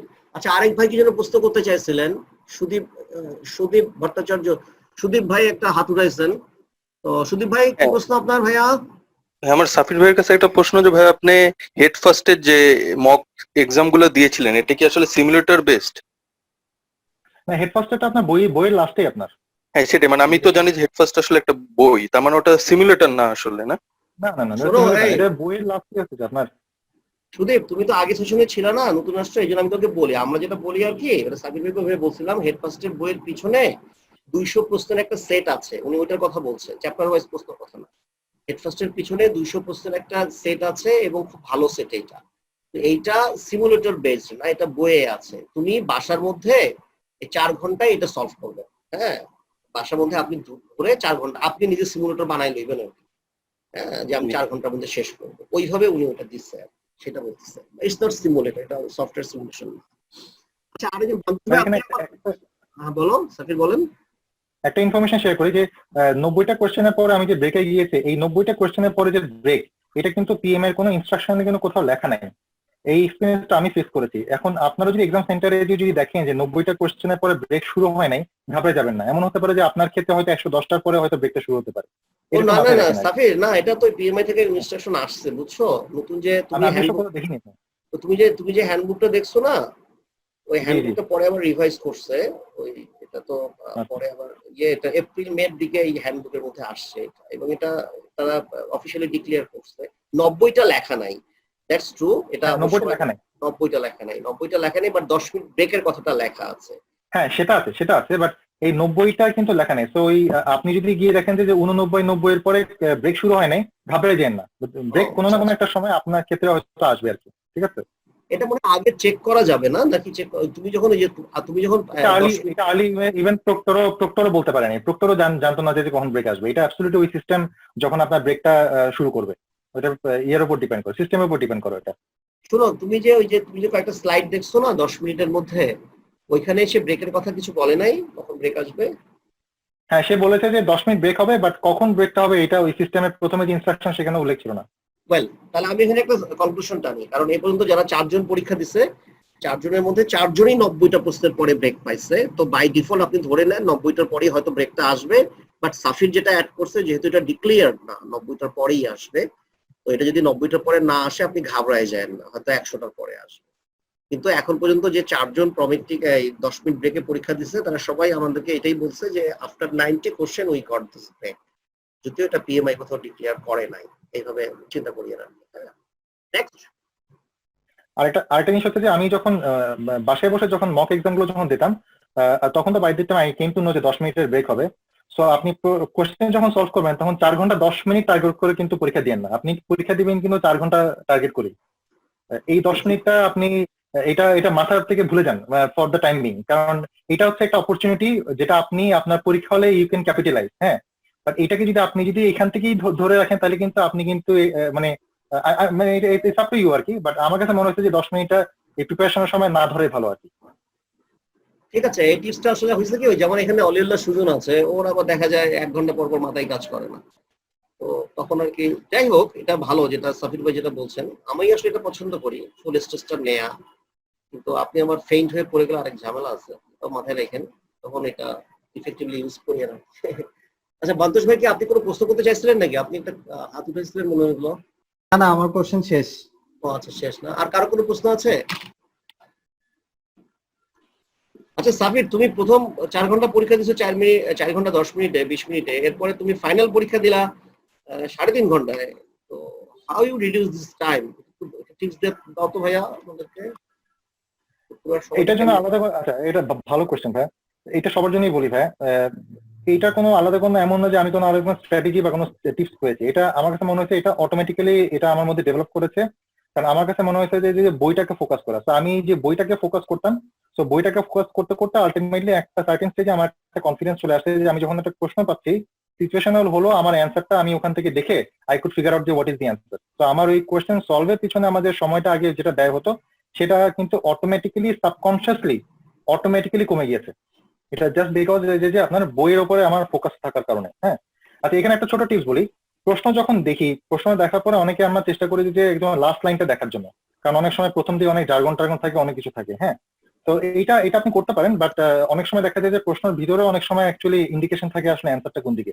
আমি একটা জিনিস চেষ্টা করতাম যে প্রশ্নটা পড়ার পরে আমি মাথার মধ্যে চিন্তা করে চেষ্টা করতাম যে এটা কোন নলেজ এরিয়াতে এবং প্রেফারেবলি কোন প্রসেসের মধ্যে এটা পড়ছে বিফোর সিইং দি ওই 4টা অ্যান্সার দেখার আগে। এটা হচ্ছে আমি মক আপ এক্সাম দেওয়ার সময় এই জিনিসটা আমি চেষ্টা করতাম, যতটুকু পারতাম, সব যে পারতাম তা না, বাট আমি চেষ্টা করতাম মানে যতটুকু পারতাম যে প্রশ্নটা দেখে প্রশ্নটার অ্যান্সার গুলো না তাকায় ট্রাই টু ফিগার আউট যে এটা কোন নলেজ এরিয়ার কোন প্রসেস থেকে এই প্রশ্নটা আসতেছে। এই জিনিসটা যদি আপনি করতে পারেন, তো এটা করার পর ফলে যেটা হয়েছে লাস্টের দিকে যে যখন আমি 4টা অপশন যখন দেখি তখন ওখান থেকে আমার রাইট অ্যান্সারটা পিক করাটা তখন ইজি হয়ে গেছে। এটা একটা, but at the end of the day there will be many question, at least 30-40টা কোয়েশ্চেন থাকবে যেটা আপনি কোন প্রসেস কোন নলেজ এরিয়া আপনি বাই করতে পারবেন না। হ্যাঁ, সেক্ষেত্রে ওই যেটা লাস্টে যে এলিমিনেশন মেথড, যে 4টার মধ্যে মনে হচ্ছে না এটা হবে না, তো এটা স্ট্রাইক থ্রু, ওইটা হবে না, ওইটা স্ট্রাইক থ্রু। তো এলিমিনেশন মেথড করেও আমাকে কিছু সলভ করতে হয়েছে আর কি। But in 8 out of 10 cases সেটা হচ্ছে যে প্রশ্নটা দেখে আপনি যদি একটা জিনিস বুঝতে পারেন যে এটা কোন প্রসেস থেকে আসতেছে, তাহলে কিন্তু আপনি কিন্তু ওখানে আপনি 50% সলভ করে ফেলেন কিন্তু প্রশ্ন। তাহলে এটাও কি তোমার একটা ট্রিক্স সময় কমানোর ব্যাপারে? তুমি যদি প্রশ্ন ধরতে পারো তাহলে তুমি খুব সহজেই কোশ্চেন এলিমিনেট করতে পারবে। So you are suggesting right this way, right, যে এভাবে সময় কমানো যেতে পারে, তাই তো? জি ভাই, আর হচ্ছে যে প্রথম দিকে সময় লাগবে, বাট মানে ওই যে বইটা যদি আপনি যদি একটু কনসেপ্টটা যদি আস্তে আস্তে ক্লিয়ার হয়ে যেতে থাকে তখন দেখবেন যে আপনি প্রশ্নটা দেখেই আপনি ধরে ফেলতে পারবেন যে এটা কোন প্রসেস থেকে আসছে কোশ্চেনটা। আচ্ছা, এই কারণে সাকিব ভাই, আরেকটা কোশ্চেন ছিল আমার, সেটা হচ্ছে যে আসলে আপনি ম্যাথ রিলেটেড কোশ্চেন কি ধরনের পেয়েছেন বা আসলে কয়টা পেয়েছিলেন আর কি, এরকম মনে আছে কি? অত জটিল না ভাই, কয়টা পেয়েছি এটা মনে নেই ভাই, বাট অত জটিল প্রশ্ন আসবে না।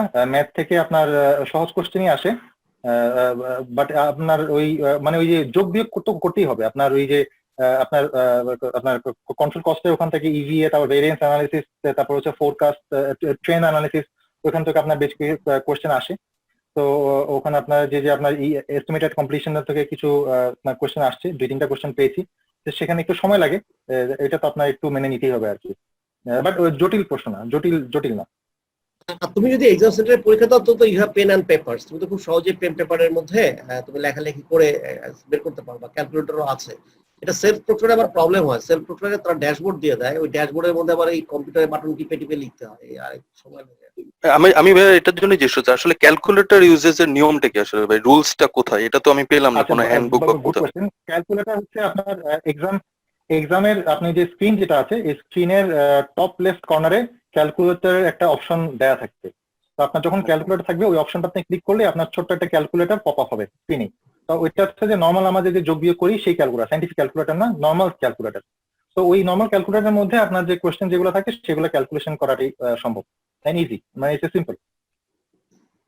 মানে আমি তোমাকে বলি শুভদীপ, ওই যে ক্যালকুলেটরটা এটা আগেও এরকমই ছিল আমাদের সময়ও, ওই মাইক্রোসফটের সাইন্টিফিক না, একটা যে নর্মাল ভার্সন আছে না পরিসংখ্যানরা যেটা ব্যবহার করে, তো ওইটার একটা ইয়ে দিয়ে দেয়, ওই রাইট মোস্ট অথবা লেফট মোস্ট, আমার ঠিক মনে রাইট মোস্টে না সাবির ভাই, তো ডাইনে অথবা বামে এক কোনায় দেখবেন ক্যাল লেখা থাকে আর কি ছোট্ট করে, ওটাতে ক্লিক করলে ওই ক্যালকুলেটর ওপেন হয়ে যায়, তখন ওইখানে আপনি ওই বাটন টিপে টিপে টিপে টিপে আপনি যোগ বিয়োগ করতে পারবেন। আচ্ছা, আর কারো কোনো প্রশ্ন আছে সাবির ভাইয়ের কাছে? ভাইয়া আপনি যখন ওই যে 4.5 ঘন্টা লাগছে, টাইম লাগছে, তখন কি আপনি বই আবার পড়ছেন, মানে ফুল বই পড়ছেন নাকি যেখানে যেখানে সমস্যা সেখানে পড়ছেন যখন বেশি টাইম লাগতো? আপু এই হেড ফার্স্টটা যখন আমি দিয়েছিলাম প্রথমবার, এটা দিয়েছিলাম হচ্ছে যে আপনার যখন রিটাটা শেষ করার পরে তারপরে আমি দিয়েছিলাম আর কি। তো হেড ফার্স্টটা দেওয়ার পরে আমি কোশ্চেন গুলো সলভ করেছি, বাট আমার কাছে মনে হয়েছিল যে যেহেতু আমার তখনও অনেক নলেজ গ্যাপ আছে, তো তখন আমি ওই ওই ওই প্রসেসটা গিয়েছি যে আমি রিটাটা এবং পিএম বুকটাকে সাথে নিয়ে একটু কষ্ট করে আরেকবার রিভিশন দিয়েছি with noting down my observation, মানে আমার কোথায় কোথায় নলেজ গ্যাপ আছে সেটা আমার কাছে মনে হচ্ছে যে না এখন লিখে রাখা দরকার, নাহলে আমি ভুলে যাব। তো আমি তখন মেইটে খাতা, আমি একটা খাতা বের করে সেই খাতার মধ্যে তখন লিখে লিখে পড়ে তখন আই প্রসিডেড। যে কারণে আমার হেড পাসটা দিয়েছিলাম আমি অনেক আগে, আমার এই পরীক্ষা দিতে একটু দেরি হলো আর কি, বিকজ আমার নলেজ গ্যাপটা তখন অ্যাড্রেস করার জন্য একটু সময় লেগেছিল আর কি। আচ্ছা, তাও ঠান্ডা হয়ে গেছিল আর কি, একবার পড়া তাও ঠান্ডা হয়ে গেছে, তারপর আবার তাওয়া গরম করতে হয়েছে, এই সমস্যাটা হয়েছে। আমরা যেটা রুল অফ থাম যেটা না, ওইটা যদি আপনারা ফলো করেন, আপনারা don't get very much confused. আমরা যেটা বারবার বলছি যে আপনারা বইটা 2 বার পড়েন, পড়ে হেড ফার্স্টের 4 ঘন্টার প্রশ্ন দেন, স্কোর দেখেন, স্কোর যদি ভালো হয় তাহলে প্রশ্ন সলভ করা শুরু করেন, রেফারেন্স দেখে দেখে সব গ্যাপ অ্যানালিসিস শুরু করেন। আর যদি প্রশ্নের স্কোর খারাপ হয় সেক্ষেত্রে আবার বইটা পড়েন। এই আপনারা এখন এটা করতে চাচ্ছেন না জন্য আপনারা আসলে অনেক ধরনের টিপস খুঁজতেছেন, কিন্তু টিপস তো আসলে অনেকগুলো নাই, সব টিপস ঘুরে ফিরে ওইখানেই আসে যে ভাই বইটা ভালো মতো পড়েন, সবাই কিন্তু তাই বলছে। দেখেন তো আপনারা এখান থেকেই সবাই সরতে চান, বই না পড়ে কেমনে পাস করা যায়, হয় না তো। তবে এখানে একটা একটা মাঝারি টিপস দিতে পারি, সেটা হচ্ছে যে আপুকে যে চ্যাপ্টার 1 থেকেই যে আবার শুরু করতে নট নেসেসারি। আপনার যদি মনে হয় যে প্রশ্ন সলভ করার সময় দেখলেন যে না কমিউনিকেশন ম্যানেজমেন্টে আমার একটা বড় অনেকগুলো ভুল হয়েছে, তো আপনি তখন ওই চ্যাপ্টার 1 থেকে শুরু না করে আপনি এই চ্যাপ্টার 10 যেটা কমিউনিকেশন প্রজেক্ট আপনার কমিউনিকেশন ম্যানেজমেন্ট যেটা আছে সেটাকে একটু ভালো করে পড়েন। তারপরে ধরুন আপনি দেখলেন যে ইন্টিগ্রেশনে আপনার অনেক গ্যাপ আছে, তো আপনি তখন ইন্টিগ্রেশনটা আপনি পড়েন, সেভাবে আপনি আগাতে পারেন। It's up to you. আচ্ছা মানে গ্যাপগুলো বের করে ওই গ্যাপগুলো ধরে ধরে ওইখানে তখন ভাইয়া গ্যাপগুলা যে বের করবো, ফয়েজ ভাইকে বলতেছি যে গ্যাপগুলা যে ধরেন আপনার কালকে সিমুলেটর দেওয়ার পর আমার ফার্স্টে 3টা নলেজ ইয়াতে প্রসেস গ্রুপে হচ্ছে ইয়া বললো যে প্রসেস না, এটা কি বলে নলেজ এরিয়া, ওইটাতে প্রবলেম, পরের 2টাতে ঠিক আছে 70 টপিকটা দেখেন, ওটা টপিকটা, হ্যাঁ আপনি তাহলে ওই নলেজ বুঝলেন টপিকটা দেখেন। কারণ যেমন সে প্রসেসে যদি আমি বলি যে সিকোয়েন্সিং অ্যাক্টিভিটি একটা আছে, সিকোয়েন্সিং অ্যাক্টিভিটির মধ্যে আবার 2টা ভাগ আছে, একটা পিডিএফ মেথডে আমি করছি, আবার এখানে আমি ওই ফিনিশ টু স্টার্ট করে আমি ডিপেন্ডেন্সি ডিটারমিন করছি। তো এখন এটা অবশ্যই প্রসেস একটাই, কিন্তু 2টা আলাদা টপিক। তো আপনি দেখেন কোন জায়গাটায় গ্যাপ আছে। এখন যদি সিকোয়েন্স অ্যাক্টিভিটির মধ্যে আপনি দেখেন যে না আমার ডিপেন্ডেন্সি ডিটারমিনেশনের প্রবলেম হচ্ছে, তাহলে ওইটা পড়বেন, তখন আপনার ওই পিডিএম এর অন্যগুলো দেখার দরকার নেই। ভাই আমি তো ধরেন পিএম বক একবারও পড়ি না, এডিটা একবার পড়েই ফার্স্টের পরীক্ষাটা দিছিলাম, আমার পিএম বক পড়া উচিত আর একবার। আপু এই ভুলটা করবেন না আপু, পিএম বুকটা কে অ্যাভয়েড করবেন না বলছি আপু, কেন? কারণ এক্সাম আউটলাইনটা কিন্তু পিএম বুকের উপরে তৈরি করা। আপনি প্রজেক্ট ম্যানেজার হওয়ার জন্য আপনি অনেক বই পড়তে পারেন, that is okay, project manager হওয়ার জন্য অনেক বই পড়তে পারেন, বাট আপনি যদি এক্সাম পাস করতে চান পিএম বুক ছাড়া উপায় নেই।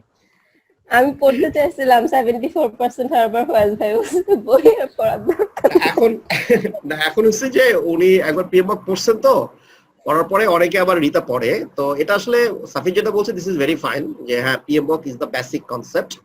তো আপনার যদি পিএমবক এর ফ্রেমওয়ার্কটা মাথায় থাকে, রিতাতে যেহেতু খুব গল্পের মতো করে লেখা আছে, তো কারো কারো জন্য রিতা ক্লিক করে, হ্যাঁ রিতা ক্লিক করে, যে রিতা পড়লে তারা ভালো বুঝতে পারে। এই জন্য আসলে আমি কথা কম বলতে চাই, পাবলিক গুতায় গুতায় কথা বেশি বলায় আর কি। তো কিন্তু রিতা এবং পিএমবক এর মধ্যে যদি কোনো কনফ্লিক্ট থাকে, যেমন এটা সাফির প্রথমের দিকে বলছে, at first Rita is all very good বুক, কিন্তু যখনই আমি কোন একটা জিনিস পাবো যেটার মধ্যে কন্ট্রোভার্সিয়াল রেজ করছে, পিএমবক একভাবে বলছে, এট ফার্স্ট আরেকভাবে বলছে, আই শুড পিক পিএমবক, পিএমবক আমাকে পিক করতে হবে। কিন্তু পিএমবক আবার হচ্ছে সংবিধানের মতো করে লেখা, এমন ভাবে লেখা পড়তে কষ্ট হয়। এই জন্য আসলে আপনি যদি রিতা পড়েন আপনি কনসেপ্ট ধরতে পারবেন, কিন্তু মাথায় রাখতে হবে যে না পিএমবকই আসলে মূল জায়গা। পিএমবক পড়তে না করি নাই, আপনার পিএমবক পড়তে ভালো লাগছে না, ওই জন্য বলছি যে ঠিক আছে আপনি তাহলে রিতাটা পড়ে আগান আর কি, এটা তো একবারই না পড়ার চেয়ে ভালো না।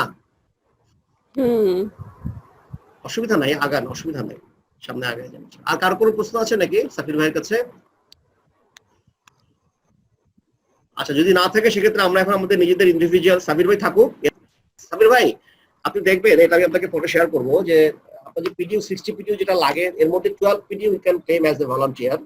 তো আপনি যখন ওই সিসিআর ড্যাশবোর্ডে যাবেন, ওখানে দেখবেন যে ক্লেম পিডিউ অপশন আসবে, তার মধ্যে নিচে দেখবেন ভলান্টিয়ার অপশন আছে।